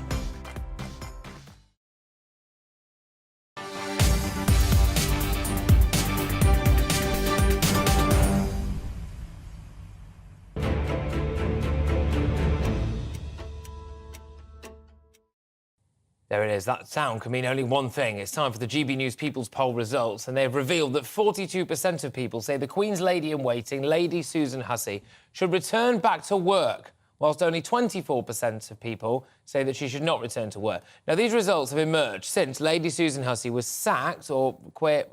Fine line, really, isn't it? Last month, after she asked black British charity boss Ngozi Fulani, otherwise known as Marlene Headley, where she was really from. We all remember that story. There was uproar at the time. There was outrage at the time. A lot of people at the time thought that Lady Susan Hussey was unfairly treated, and now we have the results to prove it. So joining me to pick through this is GB News' royal reporter. It's Cameron Walker. Cameron, 42% of the British public, which was a higher proportion than any other little bracket that we had there, think that she should be allowed to return to work if she wishes. I think a sign, maybe, that the palace was, dare I say, a little bit too quick to act. Well, Lady Susan Hussey was a lady who was the Queen, the former Queen's Lady-in-Waiting for more than 60 years. She's also Prince William's godmother and still is. So clearly she's very, very close to the family, which is why it would have been a really hard decision for Buckingham Palace to, if they did indeed kind of encourage Lady Susan Hussey to resign. I think Lady Susan's reason for resigning was to stop the media onslaught that was happening following this palace reception, where Ngozi Fulani then said on Twitter what had happened to her and her experience. And then did the media rounds. Yeah, she even appeared on this channel. She did, so, although interestingly not on this show, but yes. Yes. But Ngozi Fulani, there was a meeting in December between Ngozi Fulani and Lady Susan Hussey where Lady Susan apologised for any distress caused. Buckingham Palace described the meeting as one of warmth and understanding. But now you're right, the People's Poll, the people have spoken, GB News viewers have spoken, and they want her reinstated. They do want her reinstated. Judith has been on, thank you very much. I've been calling for the emails throughout on this because I remember when it all kicked off initially, so many of you were reaching out, getting in touch in that inbox, gbviews@gbnews.uk, saying, oh, this is a disgrace, this is out of order. And Judith has said, I can't imagine that Lady Susan would want to go back after what she says was that insult. And I think it's been brought to light as well, and certainly as Sister Space, which is the charity of Ngozi Fulani, is now, well, coming under scrutiny by people like the Charity Commission over maybe how they procured all of their funds and exactly how they spent them all. But we'll leave the Charity Commission to do their diligent work there. We would not want to end up in hot water with Marlene Headley, of course, or whatever name she chooses to use today. It is part of a wider context for the royal family. And another part of that poll as well showed that Prince Harry's net popularity has dropped, hasn't it, since his book? Yes, it has, and it echoes the YouGov poll, which came out yesterday, which found that Prince Harry's popularity amongst the British people is at an all-time low. Yet again, it's pretty much the second week running that has happened. Prince Harry, in his book, describes the British people as credulous, and in other words, that means they will take anything the media says as facts, and perhaps gullible is another way of saying it, which probably has not gone down too well with the British public. Clearly, Prince Harry has a massive war against the British press at the moment. He sees that the British press treated him unfairly and were making up lies against him. Clearly, that's been disputed by many journalists who have been working on the beat for a good number of years. But it does show, I think, that the British public, according to this poll, seem pretty tired of Prince Harry's complaining, or what they see as complaining. Exactly, and I was actually having a conversation with a friend of mine from Spiked Online, which is a good publication people should probably read every now and again when you're not on our GB News website, of course. And he made a really, really good point. It was Tom Slater who made a really good point. And he said, what you find with a lot of people who believe that they are a cut above everyone else is the reason why they don't like the tabloid press is because they don't like the people who read the tabloids. And that actually is most people. And indirectly, Prince Harry, I think, is demonstrating the disdain that he actually feels for most people. Gullible idiots, they read these rags, they are not intellectually, equipped enough to actually have the right views of this. And I actually think maybe he's exposing himself to be everything that he claims he's not, which is actually, frankly, out of touch with people and not a fan of people at all. He thinks maybe he is quite elitist and actually better than them. So not a great time for good old Prince Harry there. And Kate, I thought, issued a really interesting little comment, Cameron, which was, therapy doesn't work for everyone, she said. I don't know if she was maybe alluding to him there. But Kate and William, they're carrying on, aren't they? They're putting their shoulders to the wheel and just working normally. Yeah, they very much are. I was with them in Liverpool yesterday for their engagements. They visited a hospital, as we mentioned yesterday. They were very much keeping calm and carrying on. They were ambushed by a couple of journalists at both engagements they went to, where they were Prince William was asked, have you read the book, sir? And I think there was another heckle as well. The journalists were met with silence. So I think the palace's strategy is very much keeping calm, carrying on, and not drawing attention to it. And their popularity ratings, Will and Kate speak to that. They're very much above Harry and Meghan. Indeed. A lot of our viewers are getting in touch right now on this, saying that they think the palace should really put their foot down on this and reinstate Lady Susan in some capacity anyway. Georgia says, I think the royal family should absolutely offer her a job back. However, Georgia also says that she thinks Lady Susan should tell them to put that job where the sun doesn't shine because of how she was treated. I'm not sure she would do that. She's, of course, far too classy a lady. Cameron, thank you very much. Cameron Walker there, our royal reporter. Now we're moving on to a big debate, ladies and gentlemen, because the University and College Union General Secretary, Dr. Joe Grady, has said the clock is ticking as over 70,000 members of staff across 150 universities are set to walk out for 18 days across February and March. Just going to reiterate those figures there because it is a lot. 70,000 members of staff across 150 universities are set to walk out for 18 days across February and March. This comes as the UCU Executive Committee rejected a pay offer of up to 5%. That was deemed not enough. Despite this, the UCEA, who represents university employers, say the offer is actually worth up to 7%, with a minimum of 5% for anyone earning up to £51,000. Now, many people who've got sympathy for paramedics, for ambulance staff, for nurses, for cleaners on our railways, for example, will be looking at this figure, I dare say, of people earning up to £51,000 wanting a pay rise more than 5 or indeed 7% and thinking, is this really the best use of taxpayers' money? I'm not sure, or indeed anyone's money, frankly. So is this really the time for university staff to walk out for 18 days? Are the big losers in all of this actually the students? And indirectly, the taxpayer as well for paying the student loans. We'll get stuck into this because political commentator Reem Ibrahim joins me now, and lecturer and National Secretary of Momentum as well, Lorcan Whitehead, joins me. Thank you very much, both of you. Great to have you on the show. Now, Reem, can we just get the setting correct here? Are you a student? I am a student in my third year of university, graduate in just a few months. OK, all right. So how do you react to this news, then, that lecturers could go on strike or will go on strike? I mean, 18 days in this year is already so much. We've got to remember how many other strikes that they've already had throughout the past few years. I mean, I'm in my third year of university at the moment. I go to the London School of Economics, and I've had my first year of university characterised by lockdowns, where essentially the lecturers didn't really have to show up to do much. A lot of them used the recordings from lectures from previous years, so didn't really have to do much in that respect. They just had to mark their exams. Then my second year of university was characterised by strikes after strikes after strikes, and then now again we're seeing my third year we've got strikes again. So honestly, I'm pretty livid. OK, fair enough. I will bring you in now, of course, Lorcan, who is a lecturer and National Secretary of Momentum. What do you reckon to these strikes? Will you be going on strike? I will be, Patrick. Yeah, I'll just correct you. I'm not a lecturer, but I am a member of academic support staff at my university. And yes, I will be because, I mean, like lots of people across our country in all sorts of sectors, the pay of university workers has been going backwards and our conditions have been going backwards for a really long time. Since 2009, we've had a 25% real terms pay cut. Use of casual contracts is rife, workloads are through the roof. And so, I have a lot of sympathy for our students, but this is really bad for staff and really bad for students as well. Overworked staff who are on casual contracts and don't have the time to give students proper feedback and support. Class sizes are far bigger than they were a few years ago. It means that students are getting a worse deal than they used to do. And on top of that, last year our pensions were cut by over a third. So, these are serious issues for people who work in universities, seeing their pay go backwards by that extent, seeing their pensions cut by that extent. Right. And I don't think that, we should have to kind of sit back and take that. I do think we need to take some action to address that. And I do think that by doing so, we can get the investment in the university sector that will improve things for students as well. OK, Reem, come back to that then. My question is, when does it stop? I mean, we've had these strikes successively, and I do understand that the pay cuts have been difficult, but everybody's receiving a pay cut. We're in the middle of a cost of living crisis, and our students are bearing the brunt of these strikes. There's clearly not putting any pressure on the university administration.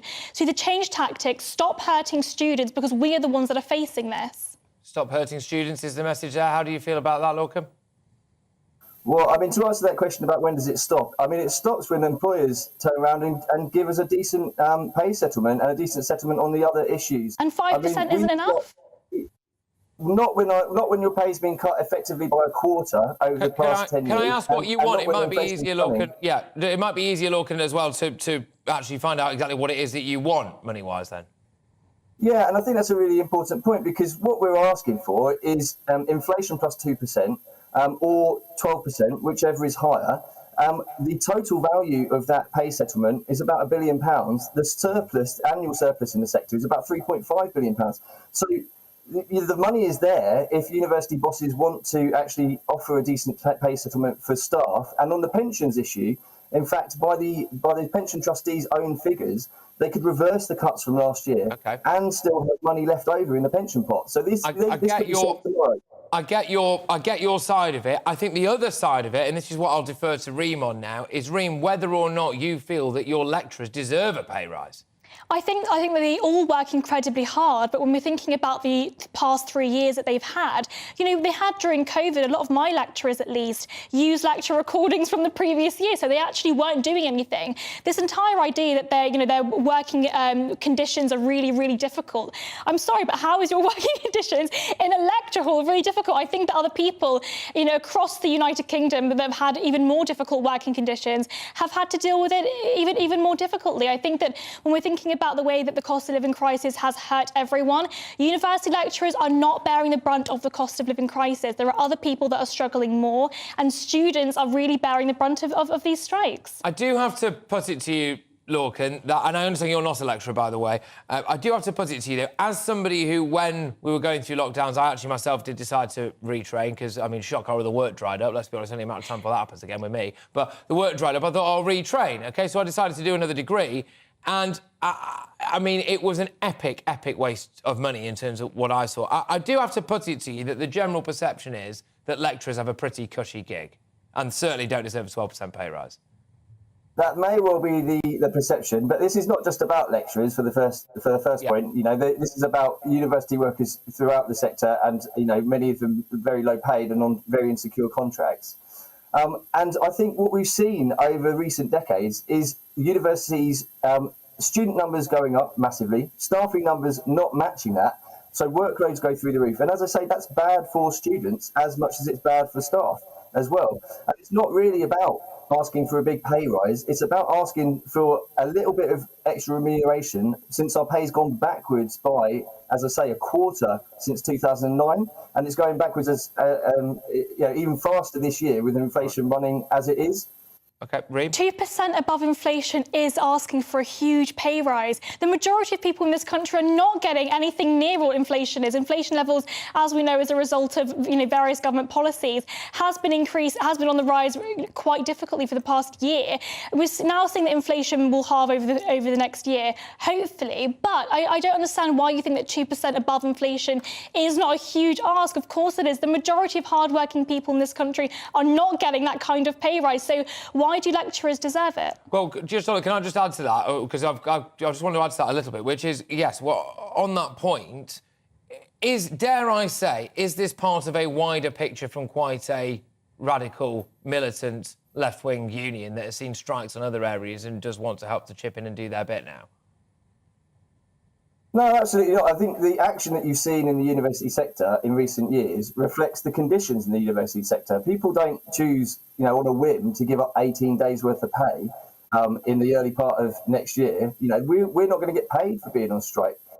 So that's not a knee-jerk reaction. People don't do that for no reason. They do it because the situation's got so bad that they feel they have to take some action. And, that's absolutely true that people in other sectors are suffering too. And there's lots of people all across our economy who are very deserving of pay rises.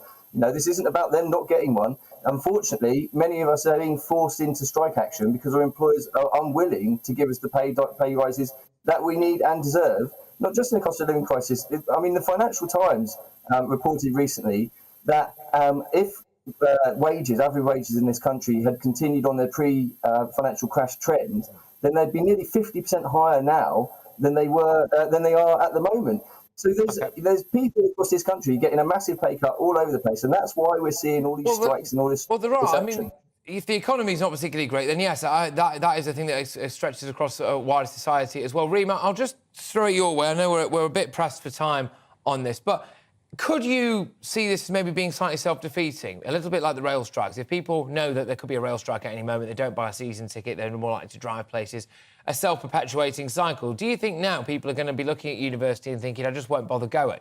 Well, I think that what we'll see at the moment is this year, whenever we know that there's going to be strikes, we just won't go to university. We're just going to stay at home and study ourselves. Would you recommend people going to university? I would still recommend people go to university despite all of the strike action. The teachers that I have that are not part of the UCU have been phenomenal. They've always turned up to my lectures and they've always been fantastic teachers.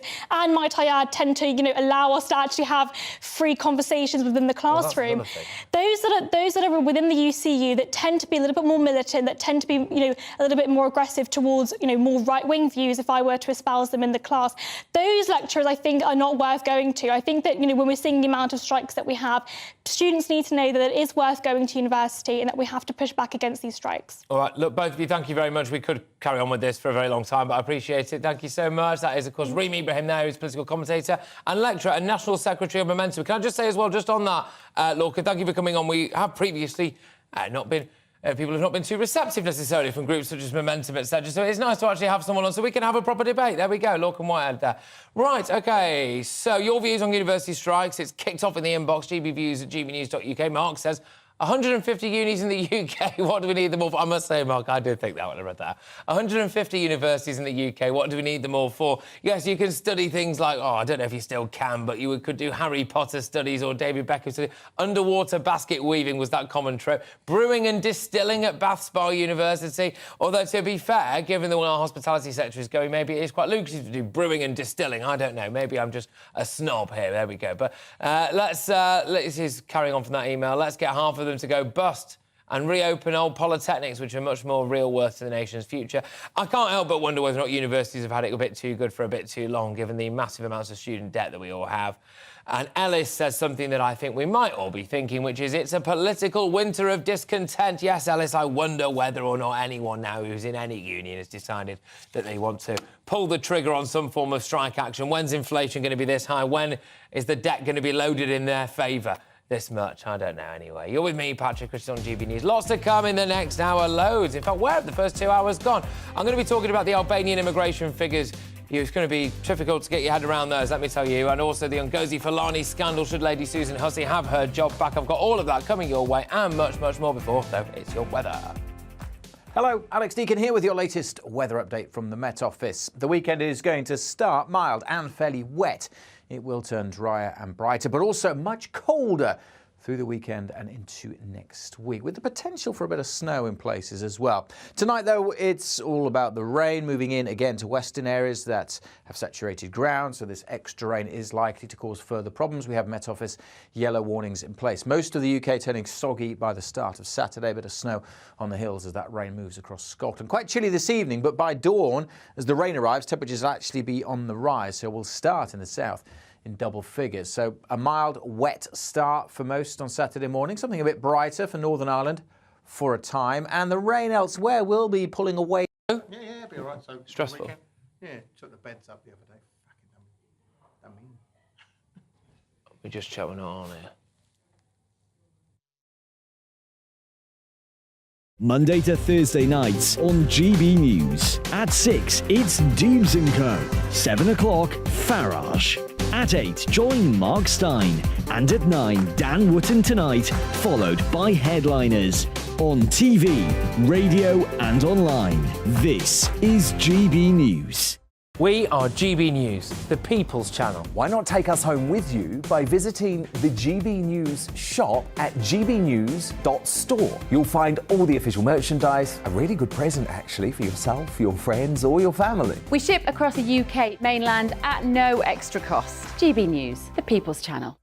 Here on GB News Live, we'll be keeping you in the picture, finding out what's happening across the country and finding out why it matters to you. We'll have the facts fast with our team of reporters and specialist correspondents. Wherever it's happening, we'll be there from 12 noon on TV, radio and online. GB News, the People's Channel, Britain's news channel.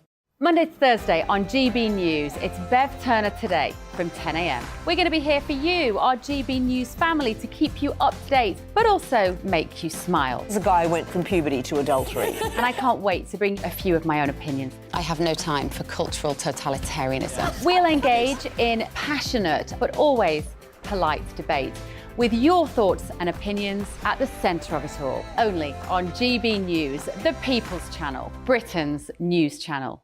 Hi there, it's Stephen and Anne. At breakfast from 6 a.m, you'll always be caught up with everything you need to know, the latest headlines, opinions and debates. We'll bring you the good news and the bad, but most of all, we're here for you. Remember, send in your views and let us know what you would like us to talk about. That's because we're your news channel. And every morning at 6 a.m, it's breakfast on GB News.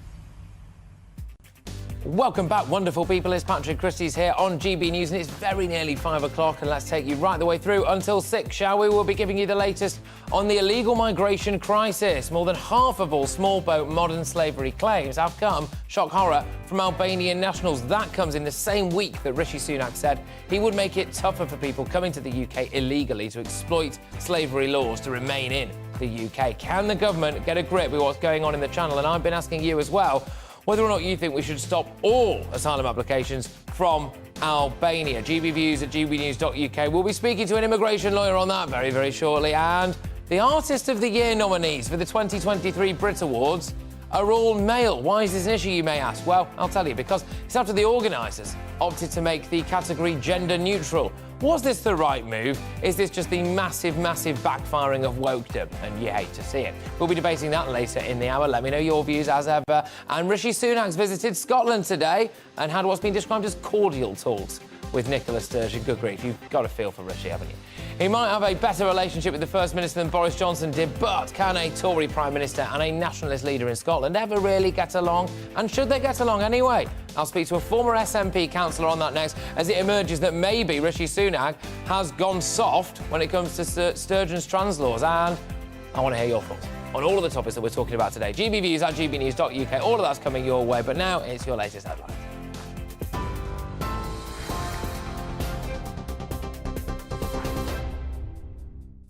Good evening to you. It's 5 o'clock. I'm Aaron Armstrong in the GB newsroom. The Manchester City footballer Benjamin Mendy's been found not guilty of 6 counts of rape and 1 count of sexual assault. It follows a 6-month trial at Chester Crown Court. Jurors couldn't reach verdicts on 1 count of rape and 1 count of attempted rape. And the prosecution has sought a retrial on those counts, which has been scheduled for June. Scotland will gain its first new green free ports in Edinburgh and Inverness as part of a £52 million fund to drive growth in the country. Ministers say the sites, which will offer tax incentives and lower tariffs, will create 75,000 jobs and almost £11 billion worth of investment. The announcement follows private talks held last night between Rishi Sunak and Scotland's First Minister Sturgeon, which she referred to as constructive. The Labour leader, Sir Keir Starmer, says the time for action on the Northern Ireland Protocol is now. Delivering his key speech at Queen's University in Belfast, Sir Keir also promised his party will remain a good faith guarantor of the Good Friday Agreement. He's urged the Prime Minister to recognise past mistakes and resolve issues over the post-Brexit trading arrangements. So I say to the Prime Minister, if there is a deal to do in coming weeks, do it. Whatever political cover you need, whatever mechanisms in Westminster you require, if it delivers for our national interest and the people of Northern Ireland, we will support you. The time for action on the protocol is now. The economy unexpectedly grew by 0.1% between October and November, despite the soaring cost of living. The Office for National Statistics recorded a slowdown in growth, though, after a 0.5% increase the previous month. It says the economy was boosted by people going out to pubs and restaurants to watch the World Cup. A pensioner's been jailed for life with a minimum term of 25 years for the rape and murder of a teenager nearly 50 years ago in the oldest double jeopardy case in England and Wales. Dennis McGrory was sentenced at Huntingdon Crown Court for the sexual assault and murder of the 15-year-old Jackie Montgomery in North London in 1975. McGrory, 28 at the time, had been cleared of the murder, but a swab from Jackie's body was retested decades later and showed a DNA match. A third man's been charged with the murder of the 23-year-old footballer in a nightclub on Boxing Day. West Midlands Police say 18-year-old Regan Anderson will appear at Birmingham Magistrates Court later. Cody Fisher was stabbed on the dance floor of the Crane nightclub in Digbeth just before midnight on the 26th of December. Two men have already appeared in court charged with his murder.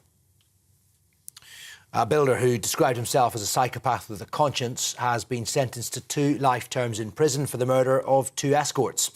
Mark Brown was found guilty of murdering Leah Ware and Alexandra Morgan in 2021. They went missing 6 months apart. The 41-year-old killed the 2 women at a remote farm near St Leonard's in East Sussex after meeting them through an escort website. He will serve a minimum of 49 years. And tributes continue to be paid to Lisa Marie Presley, the only daughter of Elvis Presley, who's died at the age of 54. A warning: the following contains flashing images. It's understood the singer-songwriter suffered a cardiac arrest at her home in Los Angeles yesterday. Michael Jackson's sister, LaToya Jackson, and the Duchess of York have both paid tribute. Her death comes days after she attended the Golden Globe Awards, where the actor Austin Butler took home the Best Actor prize for his portrayal of her father. This is GB News. We will bring you more as it happens. But now it is back to Patrick.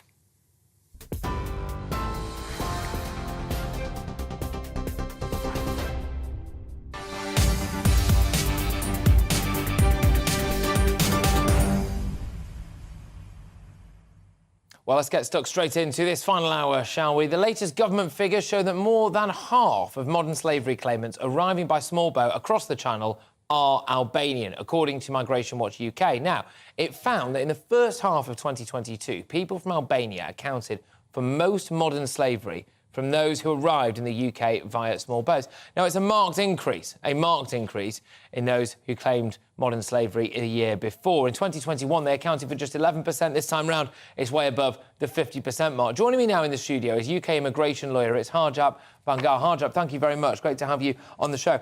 Is this just now evidence of more people wising up to a legal loophole that needs closing? Yeah, it's definitely evidence of people attempting to do it. It's not really succeeding in the numbers that perhaps people might think it is. So if we look at 21, only 78 claims were actually accepted as opposed to being made. And if we look at 2022, up until June, only 38 had been accepted. So the numbers and that's of modern slavery. Yeah, so it's not really been in the hundreds that it's been accepted or in the thousands. But what with the claim happens is it gives less chance of them being removed at first time round, and so it sort of delays the asylum process, almost puts it on hold. Now explain that to our viewers and our listeners, because this is a counter-argument that we hear a lot where it talks about, you know, well, actually it's only a small number of people who are actually accepted, fine, but there is a delaying process here, and of course the longer that people are in the country, yes, OK, more taxpayers' money that is wound up, but also as well maybe more chance that they will end up staying here anyway. Well, initially it's a lower sort of standard of proof, and it might sort of allow someone to take advantage initially, but essentially with the claims not being granted in their hundreds or thousands, it's not very successful. But in the meantime, it does sort of allow a person to be released into the community, and then subject to them signing on regularly. So there's a lot of centres where migrants have to report weekly or monthly, almost like they would to a police station when someone's on bail, on immigration bail. So it is. The government have identified it as a loophole, and obviously Rishi Sunak's been talking about it and has made a point out of it in his 5-point plan that he's going to close this down or to some extent and stop the abuse. And it's just like any system really where there's a loophole, whether it's a tax loophole, an immigration loophole, a legal loophole, people will try and use it to their advantage. They will, and dare I say it, though, the longer that people are in this country, the higher chance there is of them absconding, and this would be a concern for people. So if they do have to report back, which you're saying that they do, fair enough, but one day they might decide not to, and then they could be out and take their chances just living outrightly as an illegal immigrant. Yeah, but they could do that anyway because we don't detain everyone who comes in. So out of the 44,000 who came in last year, 45,000, we've hardly, detained even 1,000 of them. So the rest are in the community and they can abscond at any time. Do we ever get figures on that, by the way? Because I very rarely see any figures, if ever see any figures, and I'm waiting for these to drop, of people who have absconded.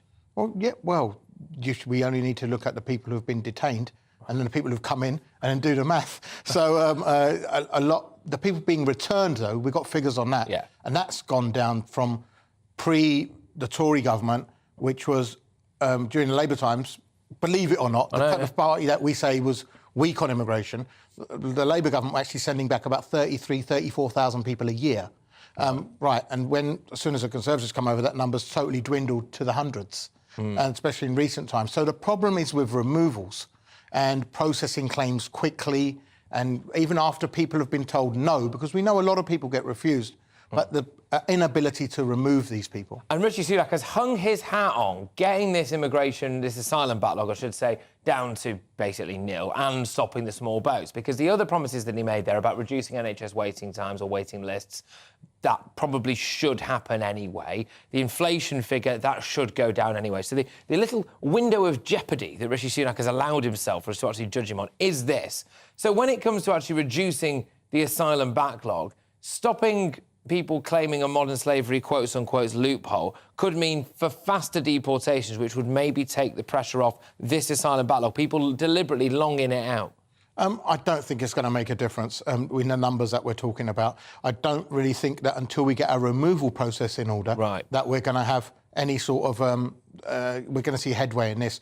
The key is to have a fast-track system to deal with claims quickly in about 7 to 10 days, and then look to remove people on a 12th, 13th day. Can you just design that process for us now, then? Right, OK, so what would happen is, say in an ideal order, or what used to happen when I first started my job, someone used to come in, they used to be detained at Dover, they'd be sent to a fast-track processing centre. There used to be one in West London at Harmondsworth, right near Heathrow Airport. So if they came in on a Monday, their screening interview would be the same day. Their asylum interview would be on a Wednesday, and for all that time they're detained, they'd get a decision on Friday. Right? Okay. And then that detention centre actually had a court built in. Yeah. So a judge used to sit there daily. So if someone appealed, the hearing would be heard the week after, all the time while the asylum seeker is detained. If the client's asylum seeker is refused, then what would happen is they'd get removed because the airport's right opposite the... And that is not happening now? No, they've abandoned that fast-track system. Why? And the safe list countries, as we heard about. There used to be a list of countries which were designated safe. You'd have to ask a Conservative minister as to why they've abandoned that. But in their wisdom, they've decided to abandon that. And that sort of slowed the whole system down. The backlog's gone up. We've got a few years ago, you might remember, they found this warehouse with files just sitting there and collecting dust. In a warehouse, not even in the Home Office in the centre, off-site. So that's the situation that's been built up. Could I put it to you that if we reintroduce courts to fast-track or process, to fast-track people and fast-track their removals, then reintroduce a more strict, safe list of countries, that there would be massive uproar from your typical types in politics and virtue signallers left, right and centre, and some elements of the legal community as well, where they would say, this is inhumane. They just hear things like words fast-track, deportation, court and safe countries, and they assume that we're ruining people's human rights. I wonder if you've gone too woke for this stuff. No, as long as the process is fair, no one has no cause for complaints. The complaints come, Patrick, when decisions aren't fair. So 50% of decisions challenged, the Home Office decisions challenged, are deemed unfair by judges. So the judges say it's not the right decision. That's because the staff making those decisions, the Home Office decisions, are not qualified enough. We know that the Home Office staff are ex-supermarket staff brought in from there just to stopgap. Year-gap students are not going to make a correct decision about complex human rights. Just forgive me on this. Is it that hard to decide whether or not someone is a genuine asylum seeker? Seriously? It shouldn't take a year to decide a claim or 2 years to decide a claim. It should take about half a day, maybe 2 days. That's a massive gap, that, isn't it? We've gone from a year where they 50% of the time you're saying get it wrong to, I mean, you reckon you could do it in a day? That's how inept the Home Office is. Right, we've seen, and it's not just that. we looked at. What about the passport ruckus we had during that? They can't even get... How hard can it be to issue a passport to somebody who's already held 4 passports in the past, right? Why is it taking 6 months? The driving licence fiasco. It's everything the Home Office touches. It just ruins. It's even difficult for genuine citizens to get out of the country. That's right. You can't get out. You can't get in. We're stuck here, I'm afraid. Lovely stuff. Look, thank you very much. Great to have you on the show. Good insight, that, I think, as immigration lawyer Harjat Bangal. What do you make of that, ladies and gentlemen, just in relation to the latest round of figures which show that 50% of those claiming modern slavery in this country right now are Albanian? It's in light, of course, of record numbers of Albanians coming across the channel. Is it a legal loophole? How do we sort it? Harjat's got a plan. Maybe they should listen to him. But we're moving on now. We're moving on. The Prime Minister has met with SNP leader Sunak-Sturgeon. Oh, you've got to feel for the guy, haven't you? In order to hold talks about the NHS, the economy and legislation passed in Scotland last month to make it easier to change gender. Now, this is important, actually. I will wipe that smile off my face, because that is a massively important issue that we covered at length here, and we're going to delve back into it now. There was said to have been a robust exchange on Scottish independence. This comes as Rishi Sunak has travelled to Scotland after confirming the creation of 2 new green free ports, which is set to improve trade for Scotland. There we go. So now, joining me, is former SNP Glasgow City Councillor Austin Sheridan. Austin, great to have you back on the show. Thank you very, very much. So this meeting was supposedly cordial. I mean, is Rishi Sunak ever going to get on with Sturgeon? Well, it should be cordial. I believe that, I'll take it in good faith that Rishi Sunak is trying to build up a working relationship with Sturgeon, and of course Nicola should do our best to build up a good working relationship with him. Will remain part of the United Kingdom. What I would say is that it's probably more in Rishi Sunak's interest, because obviously, we've had 3 Prime Ministers in the past 3 years. People in Scotland are unhappy, or a large portion of people in Scotland are unhappy about Westminster blocking Scotland's right to choose. So I think that the Prime Minister has to tread carefully, and I think that Rishi Sunak is acutely aware of that. Do you think that Rishi Sunak might actually, in a way, I would argue, be throwing women under the bus, but by maybe waving through Scottish trans laws, the ones that caused so much controversy in Holyrood the other week, as a way of trying to appease Sturgeon? Well, it wasn't for Rishi Sunak to wave through. That was a decision that was taken in Scotland's Parliament by Scotland's legislators, with MSPs from all political parties, including the Conservatives, voting in favour of reform. And it's not just something that Scotland's looking at. The Welsh Labour First Minister, Mark Drakeford, has said that he would like to see similar legislation introduced in Wales. We've seen that it's, in fact, the Westminster government, surprise, surprise, that's out of step with the rest of the UK. Well, you say that, actually, but when it comes to public opinion on this, it's nowhere near as popular amongst the public as it turned out to be with various different SNP MPs, or MSPs, I should say, and people who were locked in that Holyrood chamber. And I am quite intrigued to get your answer to this. If Rishi Sunak did decide this was a hill he wanted to die on and used his constitutional, some are saying duty, to veto this new Scottish law, which would allow, just to recap for people, allow trans people to self-declare their gender, therefore enter women's spaces, men's spaces, but even if they are a convicted rapist, for example, I don't think that you would find that you would have the mass public support north of the border to create a huge constitutional issue out of this. Is this really the issue that Sturgeon wants to pick a battle on? You don't need to have a gender recognition certificate to access single gender spaces. That's something that can already be done under the Equal Act 2010. The GRA reform doesn't influence any of that. It's simply about being able to change the sex on your birth certificate. But you don't need a certificate to go to the toilet, for example, right? That's just ridiculous. But at the end of the day, it's not for Westminster, and it shouldn't be for Westminster to veto. And the fact that, the fact we even had that threat actually just goes to show that the complete disrespect that the Westminster system has for Scotland's democratic choices. We know that Westminster aren't interested in listening to the voices of the people of Scotland. We know that they're not interested in democracy. And over the course of time, as I say, at the moment, they think they had a win because the Supreme Court backed them up. But I think in the longer term, they're going to realise that they're making a very grave mistake, and they're just not prepared to come to the table to actually argue for what they apparently believe in. It's pathetic. OK. I'm just having a little look here at some Sturgeon's and the SNP's records when it comes to various things like education, the NHS, public services in general, you could argue, really, and also overspending on operating costs, income tax, etc.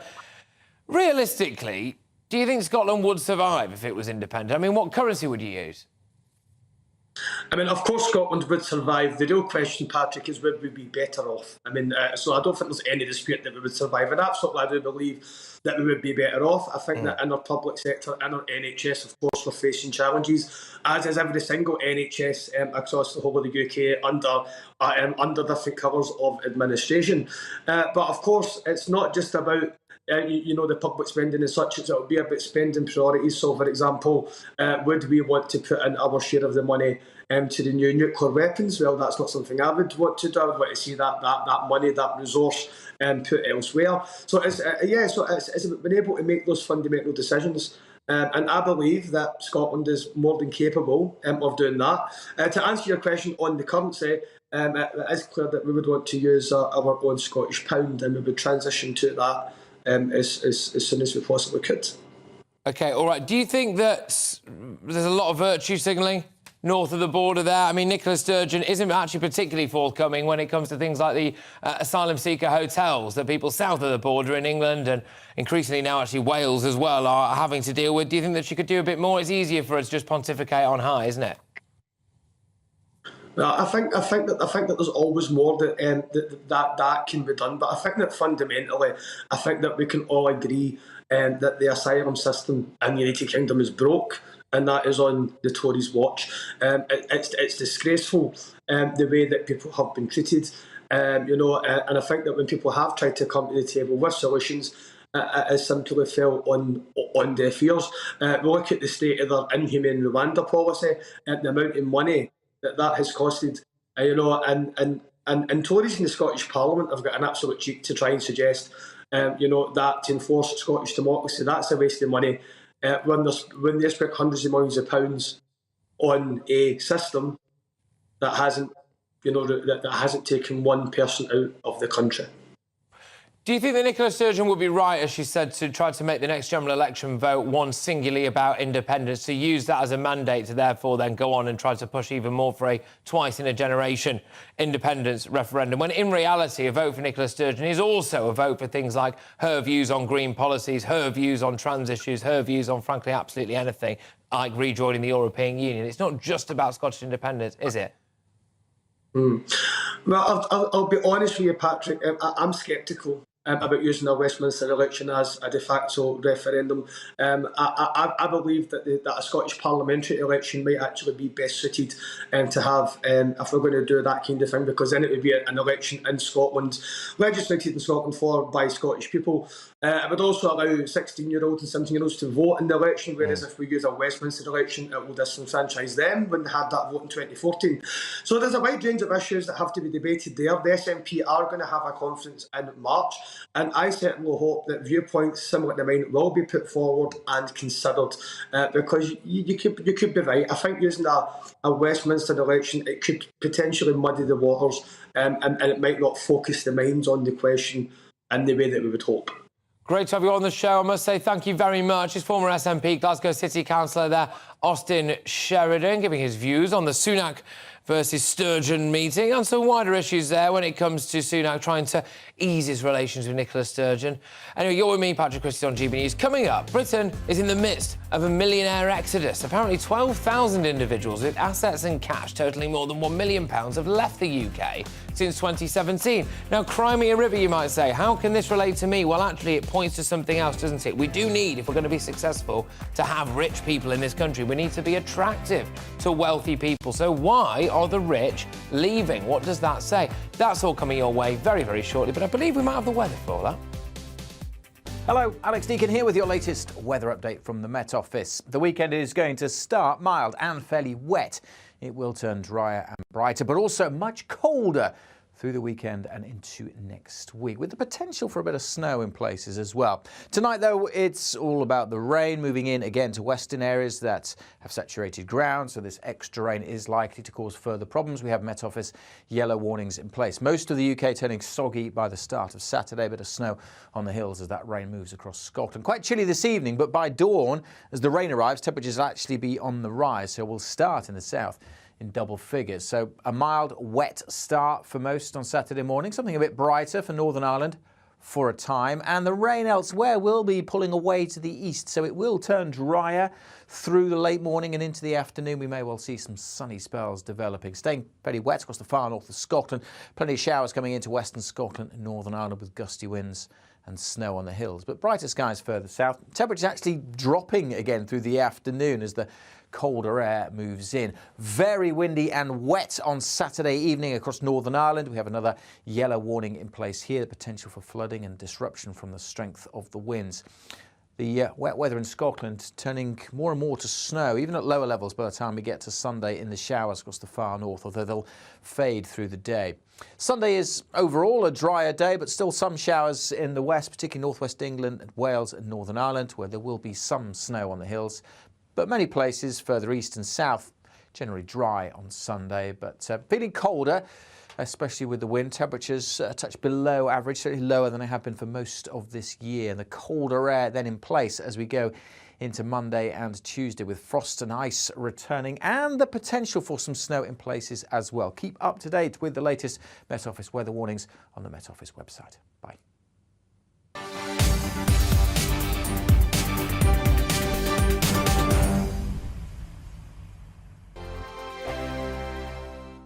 Every morning from 6 o'clock, we'll wake you up with GB News Breakfast with all the stories you didn't know from the night before. So whether it's serious news, entertainment, or your own views from all over our great nation, we're here to kick off your day with a smile. The national media should be reflecting and reporting what's happening here. You will notice the northwestern accents. Whether you're with us on TV, radio, or online, every morning it's breakfast from 6 a.m. Hope you can join us. We are GB News, right across the nation. You can get us on television, on radio, on digital. We're absolutely everywhere. Amazing! You see, amazing! You remind me of me in the European Parliament. But here's the most important bit. We are not part of the mainstream establishment. We think and speak just like you do. We are the People's Channel. Magnificent. That's really, really thoughtful. Come and join us on GB News, the People's News Channel. My name's Tom Harwood, and join me 9:30 a.m. every weekday for The Briefing, your one-stop shop for everything you need to know about what's going on in politics today. I wonder if this is a deal that might need to be like the biscuits in this factory, twice baked. Is there not an opportunity here to win out against the extremes? Tom Harwood, GB News. What are you going to do about it? Things should have been done differently, and they certainly are being done differently. Don't miss it. The Briefing with me, Tom Harwood, 9:30 Monday to Friday on GB News. Join me, Nana Akue, Saturday and Sunday afternoons on GB News. Expect fiery debate and passionate discussion as me and my panel tackle some of the biggest topics hitting the headlines. It's a place for everyone's opinion. No one gets cancelled, but no one gets an easy ride. Oh, she's on it today! Be ready for conversations that are fierce, frank, and of course, fun. Every Saturday and Sunday afternoon from 4 p.m. on GB News, the People's Channel.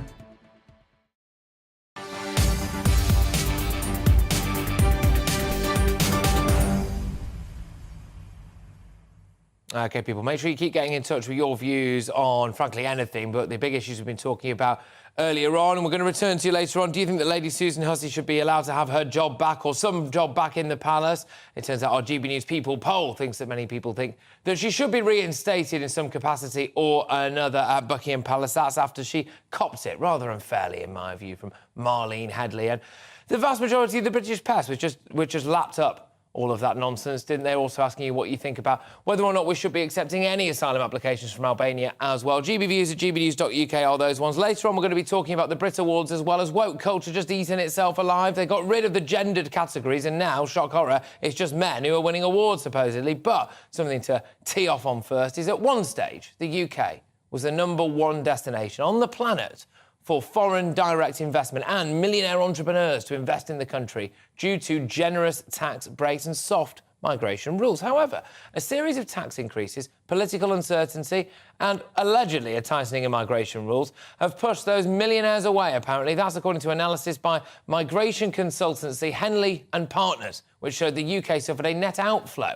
of 12,000 wealthy individuals. Those with assets in cash of more than $1 million since 2017, and 1,500 individuals leaving in 2022. Here to pick this apart and frankly why we should care, OK, why we should care about this, is the head of public policy at the IEA. It's Matthew Lesh. Matthew, thank you very much. Why is this news? Well, look, I think it's news because the UK is in a global race to attract the world's best, brightest and wealthiest. And although I think you're right, a lot of people raise their eyebrows when you talk about millionaires, very much these are the kind of people who actually want your country. They're the people who are going to work hard, invest, create jobs, pay taxes. But they're also the kind of people who are very mobile, who are responsive to different political trends, extremely responsive to the kind of tax system. And unfortunately, it's a bit of a sign here, the fact that the UK has lost 12,000 millionaires since 2017, a huge loss for the exchequer because those are 12,000 fewer people paying very high levels of tax. But it's also just a loss for society at large and the kind of productive, wealthy place we want to be. Do you think Britain is turning into a country that hates rich people? Look, I think there's always a sense of kind of class conflict and class warfare that can come out in politics. But I do worry that there's been just kind of one move after another, which really undermines the UK as a place for millionaires, for people who want to, who are wealthy or want to create wealth. We've got a less generous non-dom system coming in after 2017. We've got the continuation of the 45p additional tax rate, which we know raises barely any revenue, but does discourage people from setting up in the UK. The UK has a very high level of inheritance tax, probably higher than most other developed countries, except perhaps France and Japan. So in Australia, for example, there's no inheritance tax. In the US, inheritance tax doesn't start until you've got a much higher level of wealth. I think on top of that, you've got a question about what is the UK's direction? Is the UK this high tax, high inflation, low growth economy? Why would you want to come to the UK? Why would you want to base yourself here? And put all those things together. And it's perhaps no surprise, although disappointing, that these millionaires are leaving the country. Yeah, but I think you look at it that way, don't you, as well, which is that if you are wealthy in this country, at least one half the political spectrum, you could argue all of it now, wants to tax the living daylights out of you. When we enter some kind of economic crisis, we have a Prime Minister who says, oh, all right, come on, let's go for growth. Let's get out of this by growing the economy. She gets, well, frankly, politically decapitated or castrated or whatever way you want to dress it up. She's out now. And then the next thing is the wealthy have to basically pay to get poor people out of the doo-doo. And you start to look at it and you think also, as well, you can send your kid to school and they come back androgynous. It is starting to all look a bit socialist, isn't it? Look, it is. I mean, and the truth is that in some respects, our tax system is already very social. It's already very progressive. And the top 1% of income taxpayers pay 1/3 of all income tax, just as one example. And that proportion has gone up over the last decade. But I think this is an interesting point about what is the priority here. Is it growth? Is it making everyone better off? Or is it reducing disparities? Is it reducing inequality? Because I can tell you that 12,000 people leaving the UK will make the UK on paper a more equal place. There will be fewer rich people and more poor people, and therefore there'll be less gap between the rich and the poor. But I don't think we will be any better off as a result, just because rich people aren't here. We don't actually want that. Just final question, Matthew. What would you do if you had £1 million? What would you spend it on? I mean, I might like to buy a house, maybe a small little apartment in London. It's probably about what all $1 million get to these days. You could get it. You could get a cupboard under the stairs for that. Dream big, Matthew. Dream big. That's fantastic stuff. Head of public policy there at the IEA, Matthew Lesh, just explaining why we really actually should genuinely care that millionaires are leaving Britain. We don't necessarily want to be the kind of country where millionaires just do one, because it is a bad sign. Just a couple of emails very quickly before we move on now. I wanted to just dip back into one of the things that's popped off massively in the inbox. We're going to be returning to it towards the end of this show, but it's about Lady Susan Hussey. Remember her? She was the woman who was unceremoniously biffed by the royal family in light of, well, asking Marlene Headley or Ngozi Fulani or whatever name she decides to use today, where she was from numerous times. Now, a poll, the People's Poll that we've done here at GB News, said that the vast majority of you would like her reinstated. Patrick, yes, Lady Hussey should be given her job back. She should also be given an apology from Buckingham Palace, and that's from John, and that is actually not an uncommon view. I do love to hear from you on all of this. And yes, the vast majority of you in the inbox as well, saying that Lady Susan Hussey should be reinstated in some role or another. I can't help but feel like we were far too quick to condemn her. And the way the media just lapped up on Ngozi Fulani's line as well. She must now be hoping that it all goes away. She accepted some form of apology from Lady Susan Hussey. I think a lot of people think it should have been her doing the apologising, but I suspect she wants it to go away because, all of a sudden she shot to prominence and now the Charity Commission is rather interested in Sister Space, and so it should be. Coming up, remember the Oscars being too white? Well, nominees for Artist of the Year at the 2023 Brit Awards they're all male. It's upset a lot of people, but should it? That's because they wanted to pander to the old non-binary crew and decide that we should have gender-neutral categories. Well, here we go, now they're all men. We'll debate that shortly. Now, though, it's your latest news.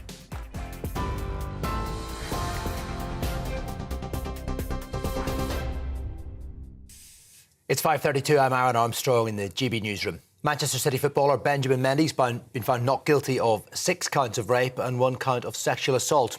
It follows a 6-month trial at Chester Crown Court. Jurors couldn't reach verdicts on 1 count of rape and 1 of attempted rape. The prosecution has sought a retrial on those counts, which has been scheduled for June. Police say a woman who died after a dog attack in Surrey yesterday was walking a number of dogs at the time of the mauling. The incident happened at Gravely Hill in Caterham. A second woman was taken to hospital but has since been discharged. A total of 8 dogs have been detained by Surrey police and no arrests have been made. Scotland will gain 2 new green free ports in Edinburgh and Inverness as part of a £52 million fund to drive growth in the country. Ministers say they'll also create 75,000 jobs and bring in almost £11 billion worth of investment. The announcement follows private talks held between Rishi Sunak, the Prime Minister, and Scotland's First Minister Nicola Sturgeon last night. She's described the talks as constructive. The Labour leader, Sir Keir Starmer, says the time for action on the Northern Ireland Protocol is now. Delivering his key speech at Queen's University in Belfast, Sir Keir promised his party will remain a good faith guarantor of the Good Friday Agreement. He's urged the Prime Minister to recognise past mistakes and resolve issues over the post-Brexit trading arrangements. So I say to the Prime Minister, if there is a deal to do in coming weeks, do it. Whatever political cover you need, whatever mechanisms in Westminster you require, if it delivers for our national interest and the people of Northern Ireland, we will support you. The time for action on the protocol is now. And the economy unexpectedly grew by 0.1% between October and November, despite the soaring cost of living. The Office for National Statistics recorded a slowdown in growth, though, after a 0.5% increase the previous month. It says pubs and restaurants contributed as people went out to watch the World Cup. TV, online and DAB plus radio, this is GB News. Don't go anywhere, we will be back in just a moment.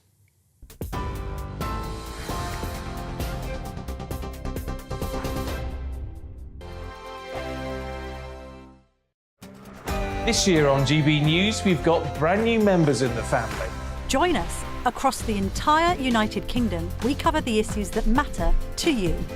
GB News will always stay honest, balanced and fair. We want to hear whatever is on your mind. And we don't talk down to you. The establishment had their chance. Now we're here to represent you. Britain's watching. Come join us on GB News, the People's Channel. Britain's news channel. Join me, Lawrence Fox, on GB News. Frank, fun, fearless and sometimes serious. Much as I love a Friday night punch-up, what I really want is a battle of ideas. I want to look at things differently. I want to hear different voices and engage with your unique experiences. Every Friday at 7 p.m. on GB News. I'm Michael Portillo. Join me on GB News on a Sunday morning for topical discussion, debate, arts and culture, and sometimes even ethical dilemmas. I don't always agree with you, Michael. Michael Portillo, Sundays on GB News, the People's Channel, Britain's news channel. Monday to Thursday nights on GB News. At 6, it's Dubes & Co. 7 o'clock, Farage. At 8, join Mark Stein. And at 9, Dan Wootton Tonight, followed by Headliners. On TV, radio and online. This is GB News.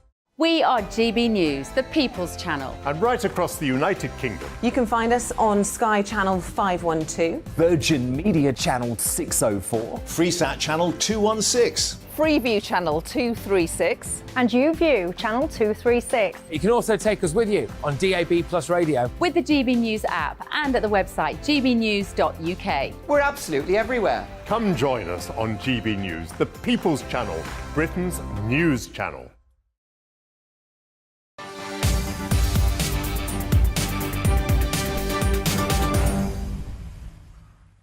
OK, people, we've got two big topics to see you right through to the end of this show now. We're going to be talking about the gender-neutral Brit Awards, that's right, and a big royal race row. Let's start with the gender-neutral Brit Awards. Well, in the first ever gender-neutral Brit Awards, basically all the nominees are men. So last year, the Best Male and Best Female categories were scrapped and replaced with a single award, with critics at the time warning the decision could be to the detriment of female artists. The nominees for Best Artist are Stormzy, Harry Styles, George Ezra, Fred again, Central C. It's not my bag, this. Anyway, to give their thoughts on this are Peter Tatchell, LGBTQ activist and director of the Peter Tatchell Foundation, and as well we've got Debbie Hayton, who's transgender teacher and journalist. I believe we've got at least one of those people with me right now. Have we? Some of them been cancelled. It'd be nice if we brought one of them up. Either of them, yes, lovely stuff. Anyway, so there we go. Well, it's going to be interesting to see how at least one of them reacts. There we go, Peter. Peter won the lottery of who on earth we brought up first there. Peter, thank you very much. Do you not think that maybe this proves that actually by deciding to ditch the gendered categories, you end up with just men taking over?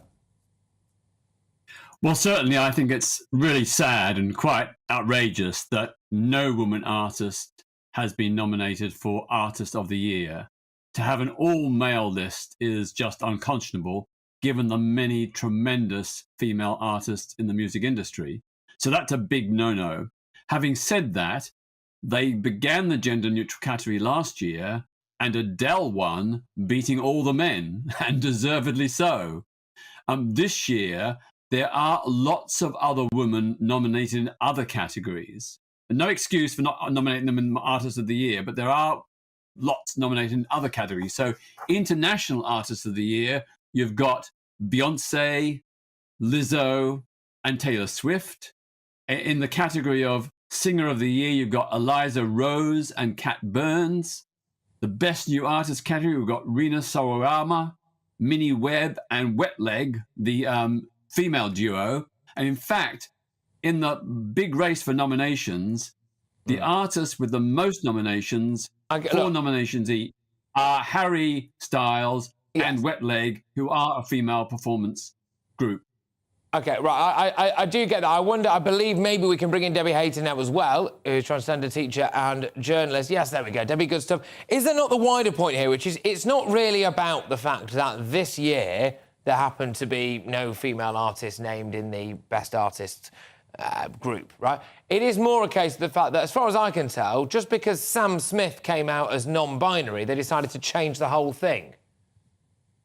Well, yes, this is what it's all about, isn't it? You know, we can say, well, last year Adele won it, so this year they've made sure a man's going to win it because it's fair that way. But what's happened is we used to have 2 categories and now we've only got 1. So all the artists have got to compete together. And it just seems to me to be bizarre that, because when it comes to singing, male artists and female artists are different and complement each other rather than compete against each other. And why have we done this? Well, we had some census data released last week, which said that there were 30,257 non-binary people in England and Wales, which represented 1 in 1,600 people. And for that, they've changed the categories and put 2 into 1. And I just wonder what other group of 1 in 1,600 would be able to change the categories of the Brit Award. It's quite bizarre. Okay. Peter, why are non-binary people so special? Well, they're not more special than anybody else, but they are. The Brit Awards think they are. They've revolutionised the way they judge things. Just as far as I can tell, literally for one person in Sam Smith. Well, that's one way of looking at it. From a feminist point of view, you could argue that it's sexist to have male and female categories, that artists should be judged on merit alone and not on gender. So that's a very strong case to have just an Artist of the Year rather than male artist and female artist. But I take the point that we do have to challenge the underrepresentation of women in music awards and indeed in other award ceremonies. It's absolutely right that the many great women singers get the profile and the awards that they deserve. But I don't think we therefore have to say that let's stick with the strictly male-female categories. Maybe there should have been a new category invented. Keep male and female, have a non-binary category as well. Well, Sam Smith would win it every year. A few non-binary artists. We should have, but Debbie, I've not been funny, but by that logic, we should have a Patrick Christys category, and I'd come home with a Brit every single year. As long as we can have a Debbie Hayton category as well. No, I think we're missing the point here. I think why not have two gender-neutral categories, but one open to people of the male sex and one open to people of the female sex? Oh, great. Then presumably talk me through, Debbie. It's 5:45 on a Friday, and my brain at this point in the week is scrambled. Talk me through that. So we have two. You want what? Two gender-neutral categories? Talk me through it. Yes, it's the fact that we've moved from sex to gender. We used to have sex categories, so one for male people, one for female people, and we've moved to gender categories, which means something different. Okay, I see what you get. Sorry, I must say, I find it hard to keep up here. Peter, I hope you're doing a better job than me of keeping up with all of this stuff. Look, some people say there's a wider point to this, even wider to that, which is every flipping year from now on, we're going to have this controversy, aren't we? Did we really need to mess with it? Was it such a desperate thing, Peter? Were people really banging down the door saying, we cannot have best man, best woman? Really? No, you're right. There was no great, huge demand for a change. But then again, the judges, the governing body, decided that they wanted to be inclusive. And obviously it was very unfair for Sam Smith to be excluded last year because he now identifies as non-binary. And he is a great artist and, he's won many awards and deservedly so. So I agree, somewhere along the line, there has to be some compromises. But we must not let women's representation fall off the edge as a result.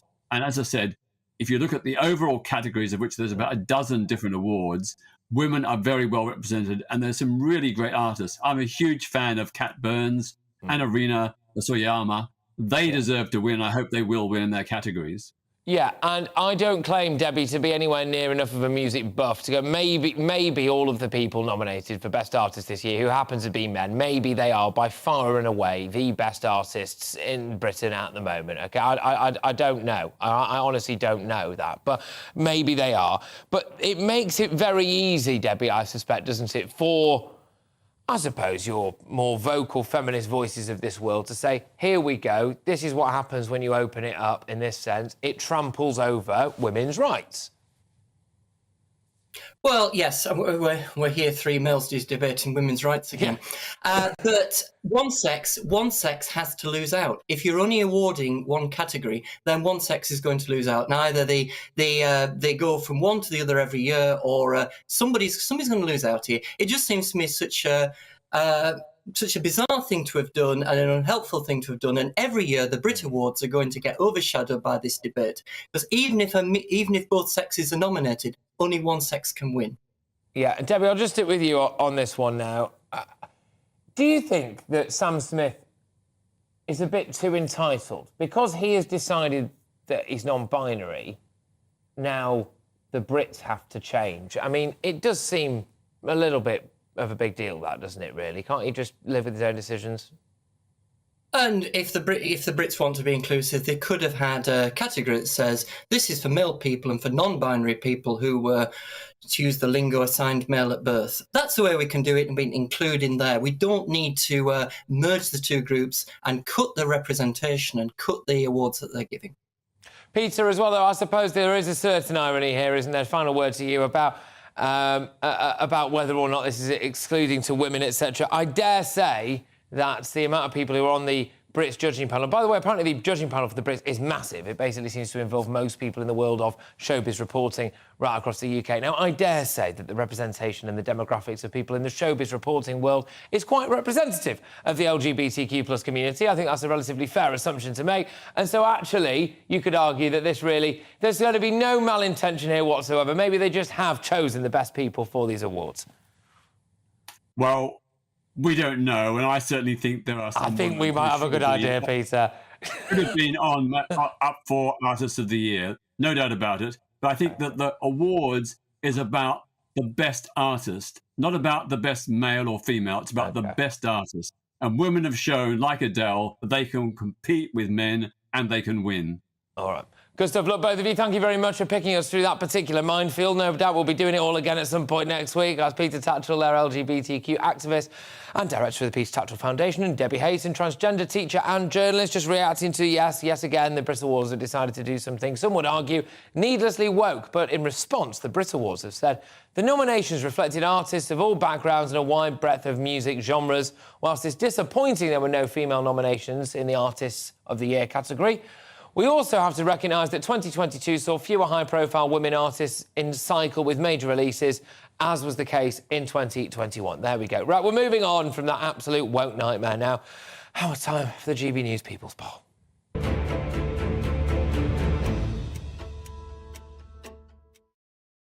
Good. I wanted to finish the show with this because I think it's right to keep raising this and banging the door, rallying against the dying of the light, as they say, because this week, the GB News People poll found that the majority of the British public believe that Lady Susan Hussey should be allowed to return to work. We all remember Lady Susan Hussey. It's the late Queen's lady-in-waiting.